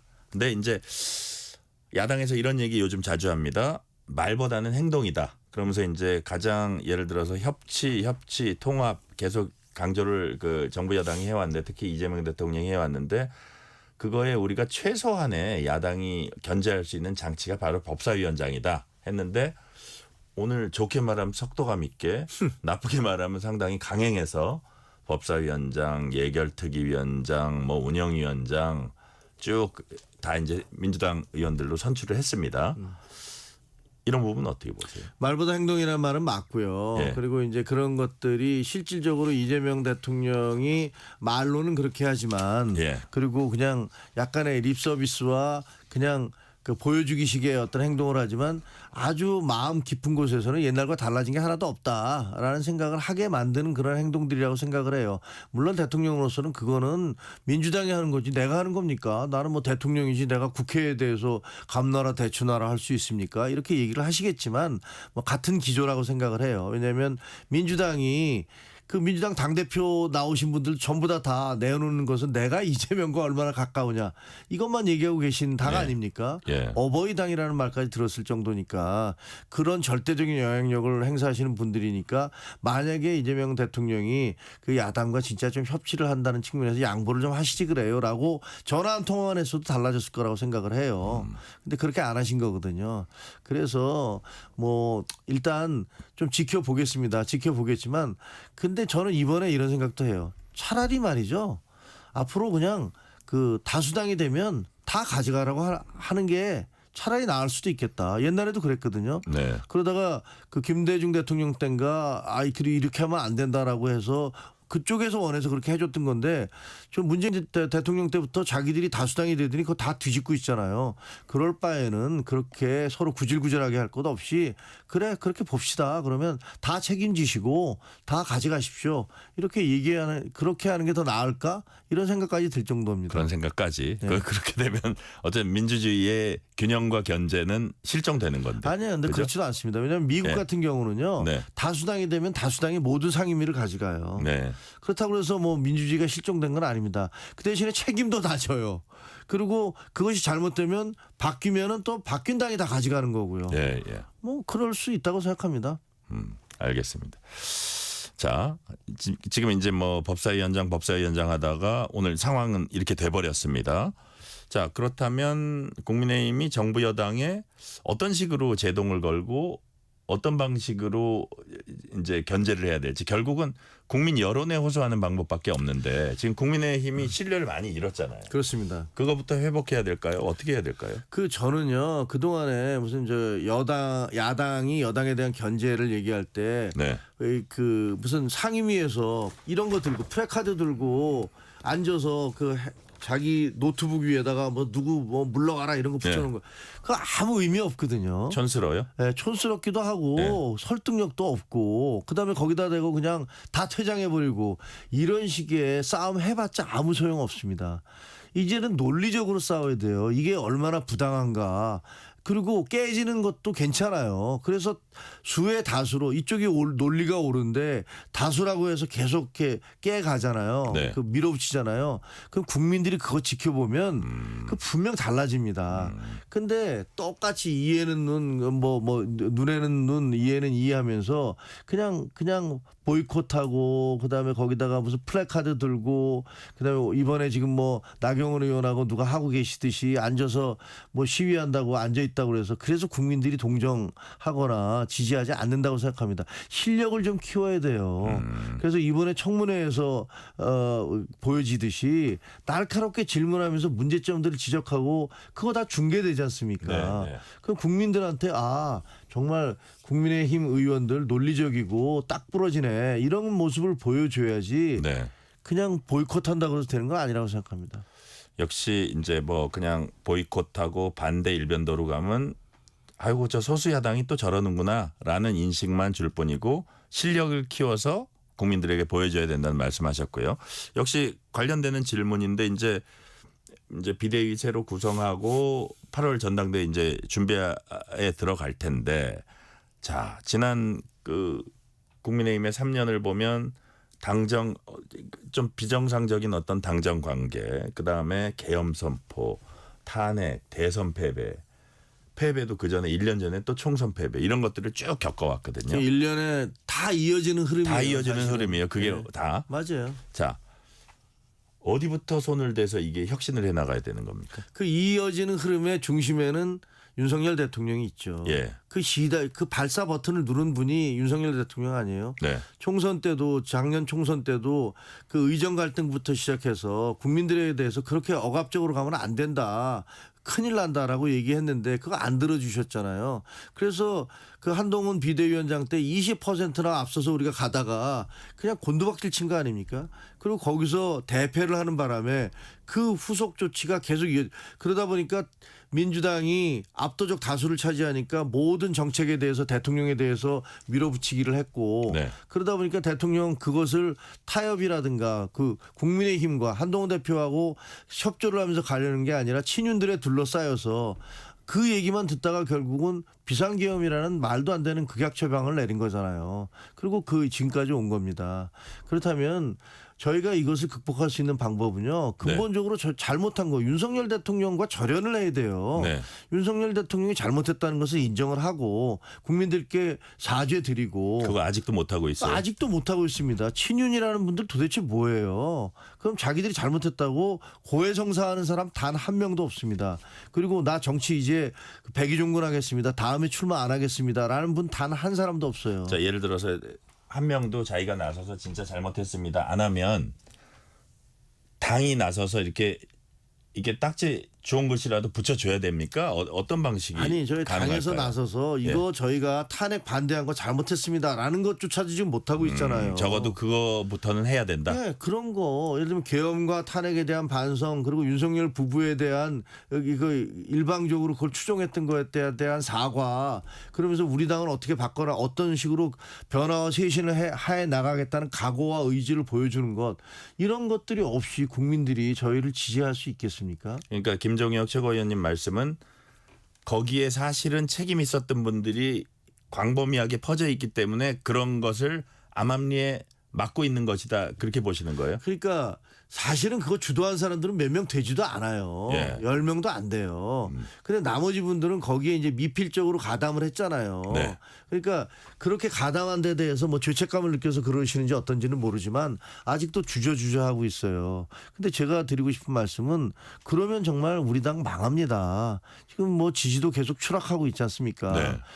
그 후유증이에요. 그렇다면 우리가 정말 과거와 단절을 하겠다라는 의지를 보여주고 미래를 어떻게 나가겠다라는 선언을 하고 그렇게 가지 않으면 그러면 뭐 그 밥에 그 나물이고 저희가 이 수렁에서 헤어나올 길이 없는 거죠. 자. 윤석열 부부와의 단절 이게 가장 중요합니다. 네. 명확한 단절이네요. 그 지금 약간 흐지부지 단절 비슷하게 되버렸잖아요. 단절 안 하고 있죠. 단절 안 하고 솔직히 있다고 말하면. 보시는 거고. 자, 그렇기 때문에 차기 당대표가 누가 되냐가 되게 중요한 것 같아요. 차기 지도체제가 어떻게 구성되고 그분들이 어떤 반성을 하고 어떤 입장을 보이고 어떤 혁신을 보여주고 이런 것들이 다 중요한 것 같은데 지금 어떻게 당권 경쟁은 어떻게 될 걸로 좀 보고 계세요? 그 지금 현재 뭐 친윤그룹 일부에서는 뭐 집단 지도 체제로 가자. 그거는 뭐 자기들 연명하겠다는 얘기잖아요. 네. 강력한 지도 저 대표가 등장을 하면 뭐 자기들이 어떤 불이익을 받을지 모르니까 본인들이 했던 행동에 대한 책임 추궁이 있을지도 모르니까 그렇게 하는 거라고 생각을 해요. 근데 그건 말이 안 되는 얘기고 왜냐하면 민주당과 이재명 대통령 그 강력한 그 드라이브를 걸 텐데 거기에 맞서서 그 집단 지도 체제라는 게 결국 봉숭아학당으로 가자는 거 아닙니까? 모여서 뭐 서로들 그 나눠 먹기로 가자는 건데 그 말이 안 되는 얘기예요. 집단 지도 체제는 말이 안 된다. 말이 안 되고 예. 그리고 이제 뭐 왜냐하면 그리고 또 뭐 이번에 이제 그럼 당 대표가 누가 나올 것이냐 네. 뭐 이런 게 논란이 있는데 저는 뭐 김문수 후보 나올 거라고 생각합니다. 그래요? 뭐 겉으로는 아니라고 계속 말씀하시면서 외곽을 때리고 계시지만 결국은 주변 분들도 계속 나오라고 부추길 거예요. 네네. 그리고 뭐 나경원 의원도 나오려고 채비를 하는 것 같고 그다음에 안철수 의원도 나오실 거. 왜냐면 지방 돌고 계시잖아요.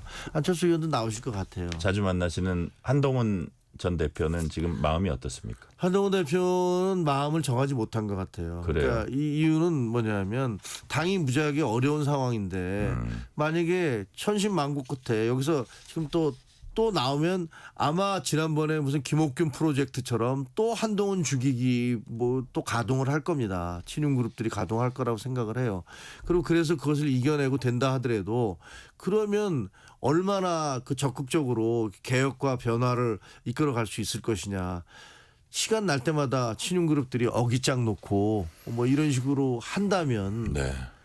이게 과연 무슨 도움이 될 것인가 이런 고민을 하고 있는 것 같더라고요. 한동훈 전 대표 관련해 가지고 차제에 그 보궐선거 같은 것 좀 나올 때 배지를 좀 달 수 있으면 달면 어떠냐 해가지고 왜 이재명 대통령 있던 그 지역구 있잖아요. 계양. 예, 인천 계양을. 그랬지만 뭐라고 얘기를 했냐면 이준석 개혁신당 의원이 이기면 정치적 동력 얻지만 지면 제2의 황교안 된다. 뭐 이런 얘기도 했는데 여하튼 전반적으로는 배지를 달면 여러 가지로 도움이 될 거라고 보세요. 물론 그렇죠. 예. 원내 저도 원내 지구당 예, 위원장입니다만 원내와 원내는 굉장히 하늘과 땅의 차이더라고요. 그러니까 그 어떻게 뭐 한 표라도 더 이겨서 네. 그 배지를 다는 것과 안 다는 것의 차이가 커요.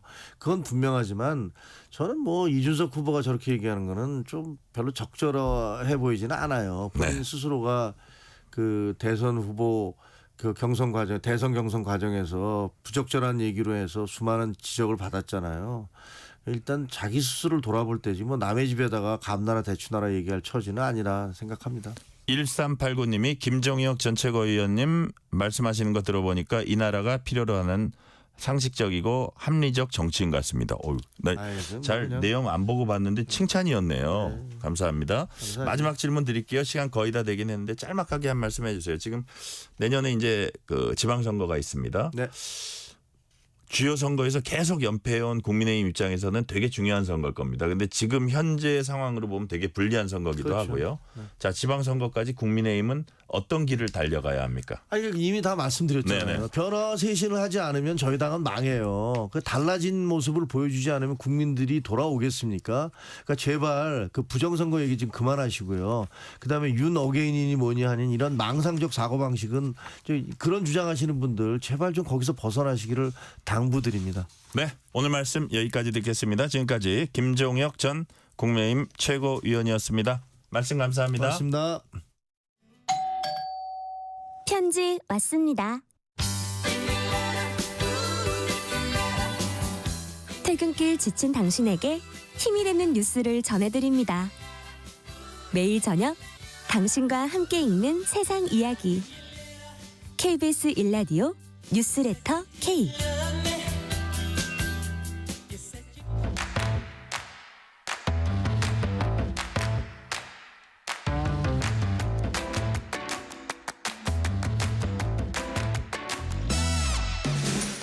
오늘 가장 뜨거운 뉴스, 화제 소식 쏙쏙 골라서 전해드립니다. 뉴스레터 브리핑. 오늘은 국민일보 김유나 기자 나오셨습니다. 김유나 기자님 어서 오세요. 네, 안녕하세요. 본격적으로 장마가 시작됐습니다. 장마철에 신경 쓰이는 것 중에 하나가 북한이 접경지에 대량 방류를 하는 겁니다. 구체적으로 어느 지역이에요? 네, 접경지인 북한의 환강댐인데요. 네. 이 환강댐은 황해북도 남쪽에 위치를 하고 있습니다. 그래서 우리 쪽 경기도 연천군 그리고 강원도 철원군의 경계를 나누는 그 임진강 본류에 있고요. 네. 군사분계선 MDL 기준으로는 북쪽으로 약 55km 지점에 위치를 합니다. 2007년에 환강댐이 준공이 됐는데 이 북한은 환강댐에 임진강 본류의 물을 저장했다가 전력을 생산하기도 하고 또 공업용수를 조달하기도 하기 위해서 네. 건설을 했습니다. 저수량은 한 3억 5천만 톤이고요. 그런데 2009년에 문제가 발생을 한 겁니다. 북한이 환강댐에서 대규모로 물을 방류했는데요. 갑자기 물이 불어나면서 연천군 일대에서 야영을 하던 우리 국민 6명이 목숨을 잃게 됩니다. 당연히 우리 정부가 강하게 항의를 했고요. 북한도 환강댐을 방류할 때 이 남북 연락 채널을 통해서 사전 통보하겠다 이렇게 약속을 했습니다. 네. 하지만 2012년도에도 똑같은 사고가 발생을 했거든요. 그때도 우리 국민 2명이 또 사망하는 사고가 발생을 했습니다. 북한이 사전 통보한다라고는 했는데 2013년에 딱 한 번 사전 통보를 했고 그 뒤로는 한 차례도 사전 통보하지 않고 무단 방류를 계속하고 있는데요. 그래서 우리 정부는 대북 감시를 통해서 북한이 방류를 하는지 그 동향을 파악하고 여기에 대응하는 식으로 사고를 막을 수밖에 없는 상황입니다.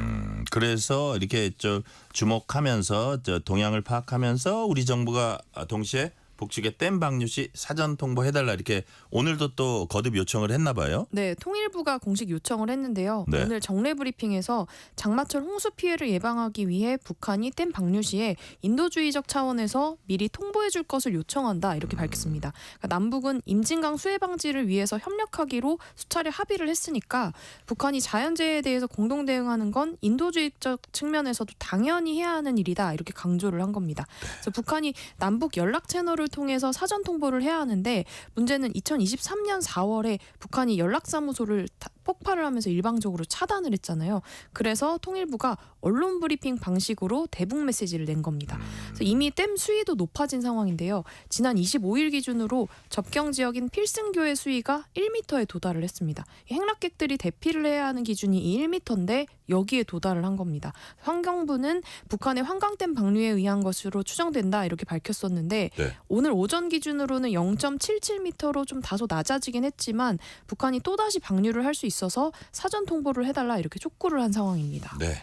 이게 집중호우 계속돼서 댐 수위 높아지면 이제 일단은 홍수 걱정을 하는데 또 북한 지뢰가 유입될 수 있다고 해요. 이거 각별히 주의해야겠어요. 네, 맞습니다. 그러니까 북한이 지난해 비무장지대 북측 지역 일대에서 지뢰를 대규모로 매설하는 작업을 벌였거든요. 네. 그래서 일부는 임진강하고 한탄강, 북한강처럼 그 남북이 공유하는 하천에 연결이 돼 있습니다. 그래서 이 지역에 집중호우가 발생한다라고 한다면 지뢰가 우리 지역으로 떠내려올 가능성이 있고요.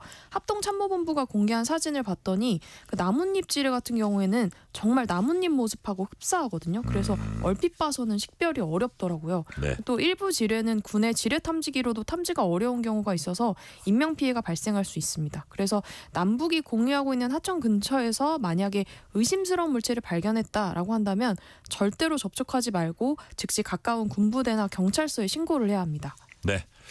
정부 공지 잠시 소개해드리고 다음 소식으로 넘어갈게요. 행정안전부는 무더위가 지속되면서 물놀이 안전사고 위험이 높아지고 있다면서 해수욕장이나 계곡 등에서 물놀이할 때는 구명조끼 착용 등 기본 안전수칙을 준수해달라고 당부했습니다.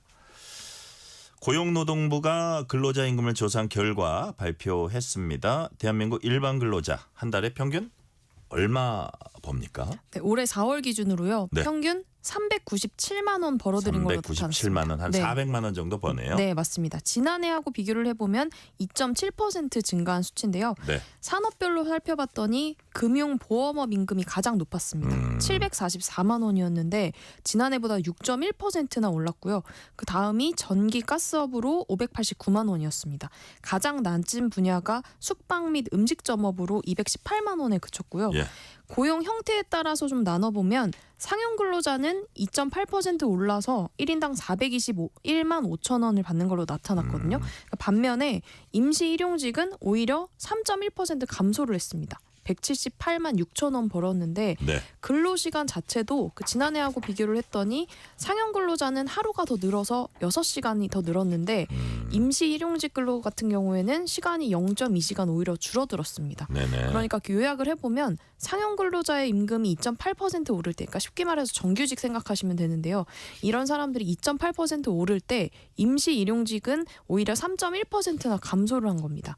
그러니까 왜 그런지 봤더니 건설업 불황 때문이었는데요. 그나마 임시 일용직 중에서도 건설업에 종사하는 일용 근로자들의 임금 수준이 높은 편이었는데 건설업 불황이 계속되다 보니까 여기에서 일하는 사람들도 줄고 또 근로시간도 줄면서 일용 근로자들의 전체 평균이 줄어든 겁니다. 자, 그리고 은퇴했거나 은퇴 앞두고 있는 분들이요. 노후 대책 어떻게 할지 사실 고민이 많습니다.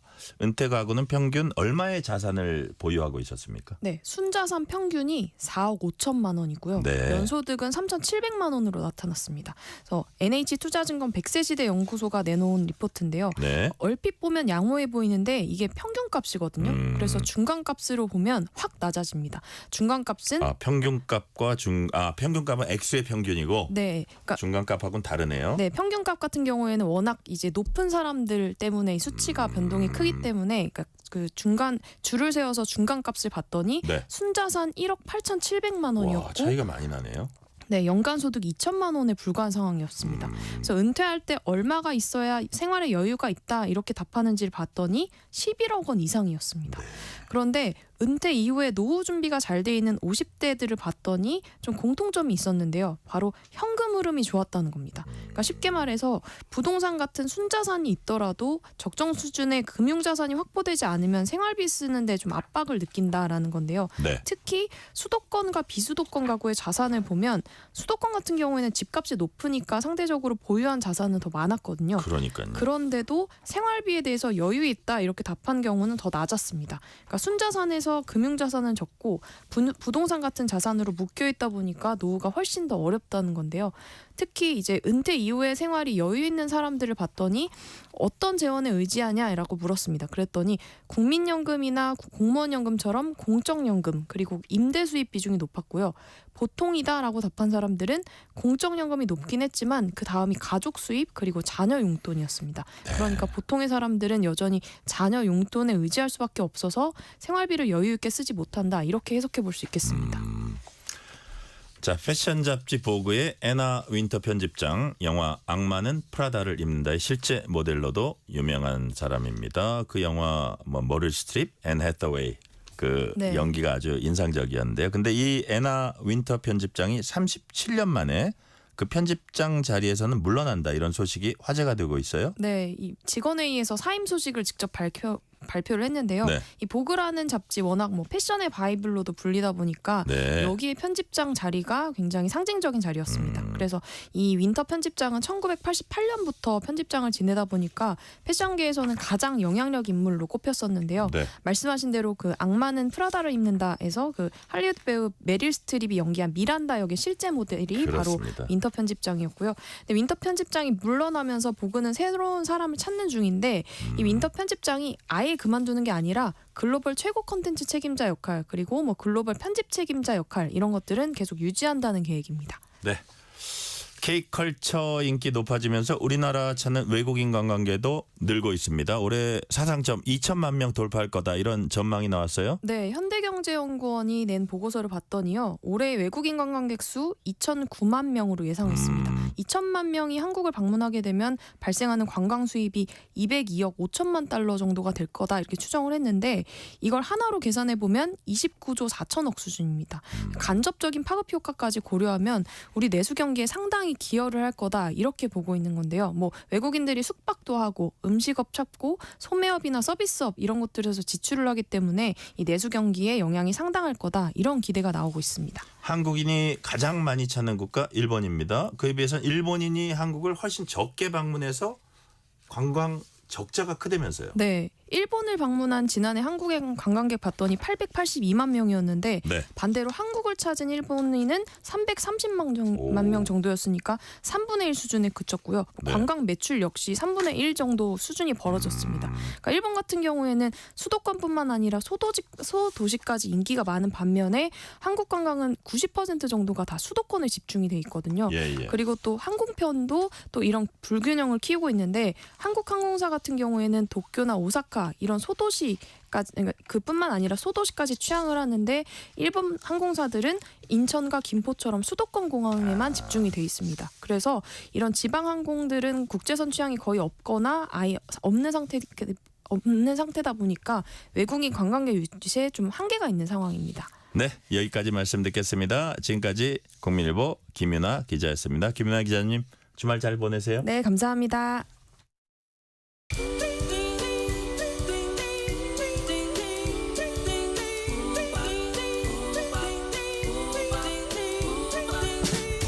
오늘 하루 뉴스를 정리해주는 다정한 편지 한 통. KBS 일라디오 뉴스레터 K.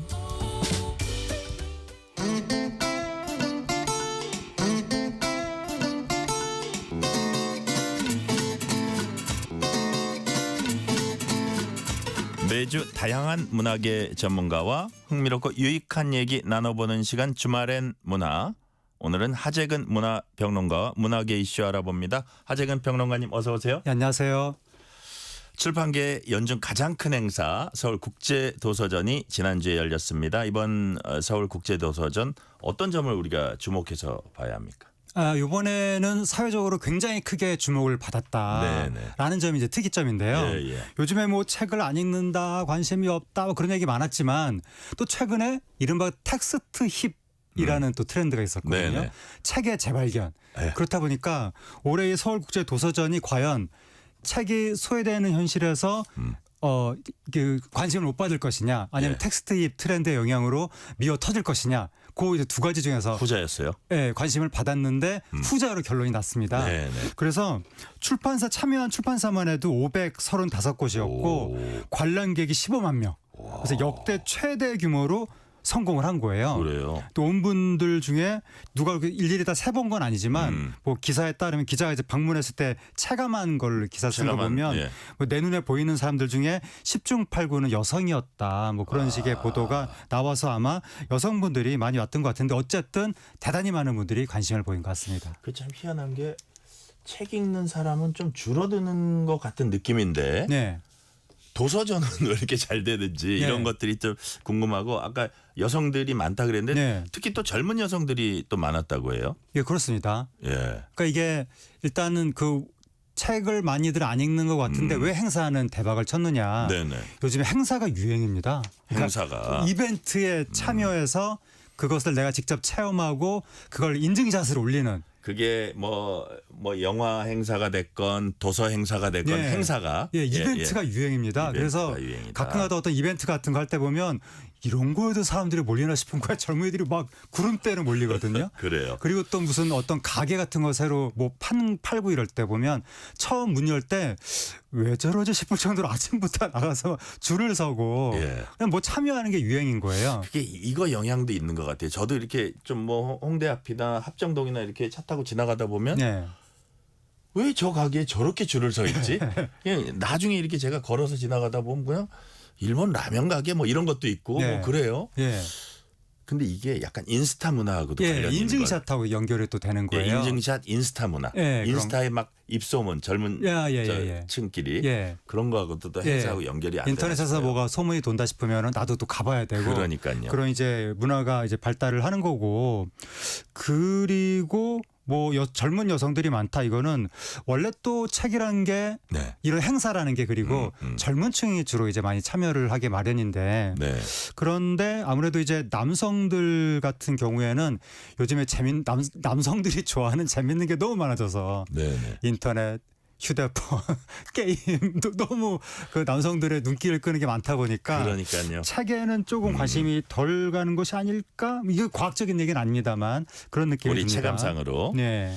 자, 흥행에 성공한 만큼 도서전 얘기입니다. 이런저런 뒷말도 많습니다. 책 이외 소위 구즈, 이제 그 물건이란 뜻이죠. 구즈, 예. 티셔츠, 키링, 메모지 이런 기념 상품이 책보다 더 팔렸다 이런 얘기도 나옵니다. 실제로 그런가요? 네, 이번에 뭐 기념 상품이 많이 팔려서 예. 출판사들이 뭐 역대급 매출을 올렸다 그런 얘기가 나왔는데 그렇다 보니까 책이 아니라 기념 상품이 주인공 아니냐, 예.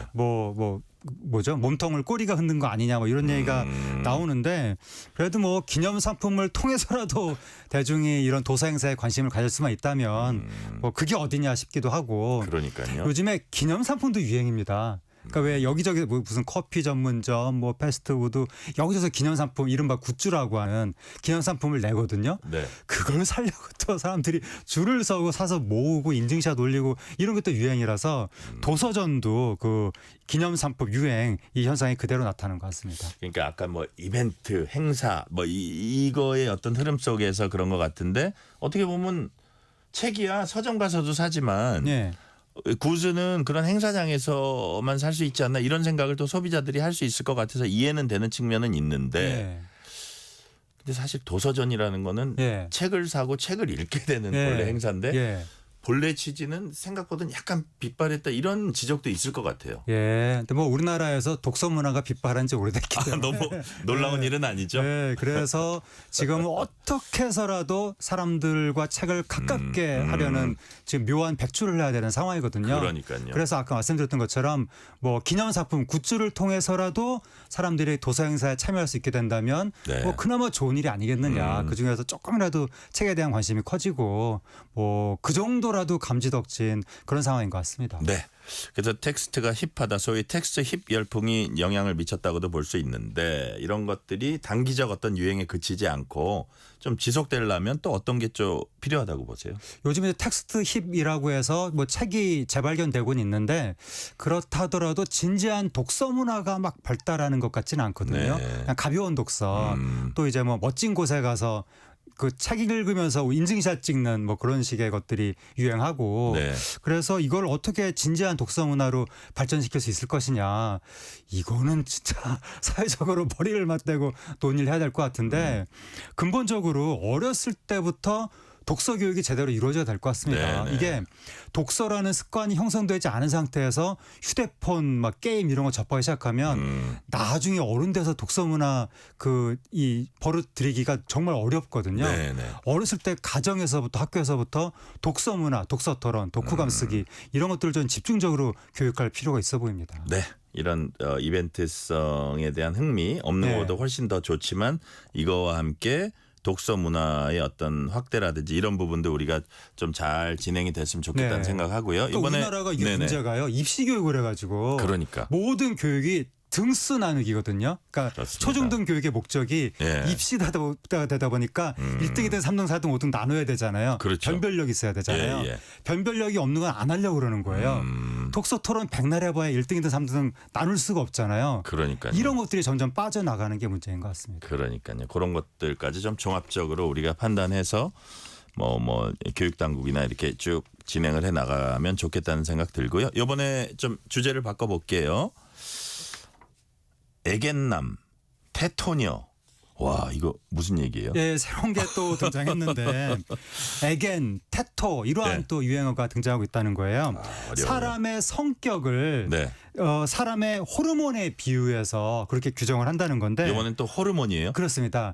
테토는 남성 호르몬 테스토스테론의 줄임말이고 애견은 여성 호르몬 에스트로겐의 줄임말인데 그래서 뭔가 활동적이다 싶으면 테토 예. 그래서 테토녀, 테토남 뭔가 섬세하고 감성적이다 싶으면 애견 그래서 애견녀, 애견남 이런 식으로 또 사람을 분류한다고 합니다. 아, 그래요? 야, 뭐 우리가 이렇게 남성, 여성 호르몬을 이제 뭐 호르몬의 특성을 언급하는 어떤 정체성 테스트라 그럴까요? 예. 이런 게 왜 유행한다고 보세요? 예, 그러니까 이제 사람의 성격에 대해서 굉장히 네. 관심들이 많은데 그 나의 정체성에 대해서도 관심들이 많고 타인의 정체성에 대해서도 굉장히 관심들이 많거든요. 네네. 그런데 이거를 진짜 뭐 연구하고 뭐 심리학석 책 보고 이러면 어렵잖아요. 네네. 간단하게 알고 싶은 거예요. 그러니까 단순하게 애견남, 뭐 테토남 이러면은 너무 간단하잖아요. 그래서 뭐 옛날에 혈액형처럼 예. 이렇게 간단하게 사람을 분류하는 그런 게 유행하는 것 같습니다. 그러니까요. 어쨌든 호르몬이 사람의 행동으로 나타난다 이런 인식하에 어떤 생각해낸 그 정체성의 분류 같다는 생각은 들고요. 네. 자, 그러다 보니까 또 초민감자 테스트라는 것도 있다고 합니다. 이건 또 뭐예요? 요거는 그 조금 전에 그 테토 뭐 애겐 이런 거는 네. 비과학적인 거거든요. 예. 그걸로 사람 성격을 규정하는 것은. 근데 요 초민감자라는 것은 이게 학계에서 나온 개념인데 아, 그래요? 예. HSP Highly Sensitive Person 감각 예민형 인간 네. 이런 개념을 미국의 심리학자 일레인 아론 박사가 제시를 했다는 겁니다. 아, 그러니까 이게 뭔가 작은 거에도 민감하게 반응하고 타인한테 깊이 공감하면서 뭔가 이것저것 신경 많이 쓰는 분들 이런 분들이 민감형 인간으로 분류가 된다는 겁니다. 우리가 혈액형으로 따르면 울트라 A형 뭐 이런 거 비슷한 건가 봐요. 혈액형에 대해서는 제가 잊어버려서 여하튼 뭐 예를 들면 예. 그래서 근데 우리나라에 네. 그러니까 이런 분들이 한마디로 예민하고 내향적이라고 볼 수가 있는 거거든요. 우리나라에 그런 분들이 많거든요. 네. 그래서 인터넷상에서 이런 HSP에 대해서 많은 사람들이 혼자만의 공간이 없으면 직장 생활도 힘들다. 나는 안타까운 걸 보면 무조건 눈물이 난다. 더 피곤해질까 봐 아예 불만 표출도 잘 안 한다. 이게 설문의 문항인가 보죠. 댓글 같은 걸로 인터넷 댓글로 많은 사람들이 지금 불만을 그러니까 그 고충을 토로하고 있다고 하고 그래요? 이 민감한 사람들은 사는 게 힘들거든요. 둔감해야 사는 게 좀 편한데 근데 어느 나라든지 한 15%에서 20%는 민감하다는 거예요. 그래요? 그래서 이 누가 민감한 사람이냐 그걸 또 알아보는 테스트 유행한다고 합니다. 설문 테스트 비슷한 건데 어떤 거 물어봐요? 거의 체크를 하는 거예요. 네. 뭐 나는 주변에 미묘한 것을 쉽게 인식한다. 다른 사람의 기분이나 감정에 영향을 많이 받는다. 카페인에 민감하다. 나는 풍요롭고 복잡한 내면 세계를 가지고 있다. 네. 나는 다른 사람들의 감정을 상하지 않게 하려고 노력한다. 뭐 등등등. 이런 것들을 이제 체크를 하면 민감하다 이렇게 판단이 되는 건데 네. 제가 여기 해당이 많이 되는 것 같습니다. 아, 그래요? 저도 사는 게 불편한 민감형 인간인 것 같습니다. 대부분 사람들이 그러지 않을까 싶은 생각은 드는데 자, 그러면 이런 문항들 지금 아재근 그 평론가님한테 얘기를 듣다 보니까 내가 여기에 대부분 해당된다 그러면 뭐 내가 뭐 좀 너무 성격이 소심하거나 뭐 꼭 그렇다고 볼 수 있는 건 아니죠. 뭐 그냥 성격이 내향적이다, 뭐 감성적이다, 뭐 예민하다. 그냥 성격 특성이 그런 거죠. 뭐 좋다 나쁘다의 개념이 아니라 특성이 그런 건데 이제 전문가들은 이런 특성을 가진 사람들이 타인에게 잘 공감하는 그 능력이 오히려 장점으로 잘 활용될 수도 있다. 뭐 그런 얘기도 나오고. 근데 이런 종류의 사람들은 자기만의 긴장을 풀고 휴식을 취할 수 있는 방법을 잘 찾는 게 필요하다.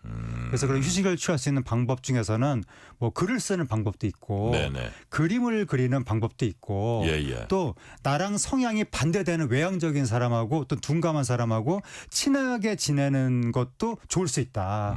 이런 얘기들이 나오고 있습니다. 그런데 또 조심할 부분이 자극에 예민한 사람들은 사소한 거에도 이미 신경이 곤두서 있기 때문에 여기서 신경을 더 각성시키는 카페인 커피, 홍차 이런 거는 안 먹는 게 좋다. 이런 얘기가 있어요. 저도 커피 못 먹거든요. 네, 그런 얘기가 있습니다. 커피를 안 드세요? 네, 커피 먹으면 저는 너무 막 몸이 진짜 너무 각성되는 것 같습니다. 오, 그래요? 네, 못 먹습니다. 그래서 약간 성격이 섬세하신가 봐요. 그런 것 같습니다. 그래요. 여하튼 뭐 그거는 각자 스타일이 있는 거니까. 자, 이런 테스트가 오래전엔 처음엔 별자리였대요. 그다음에 우리가 제일 많이 하는 혈액형.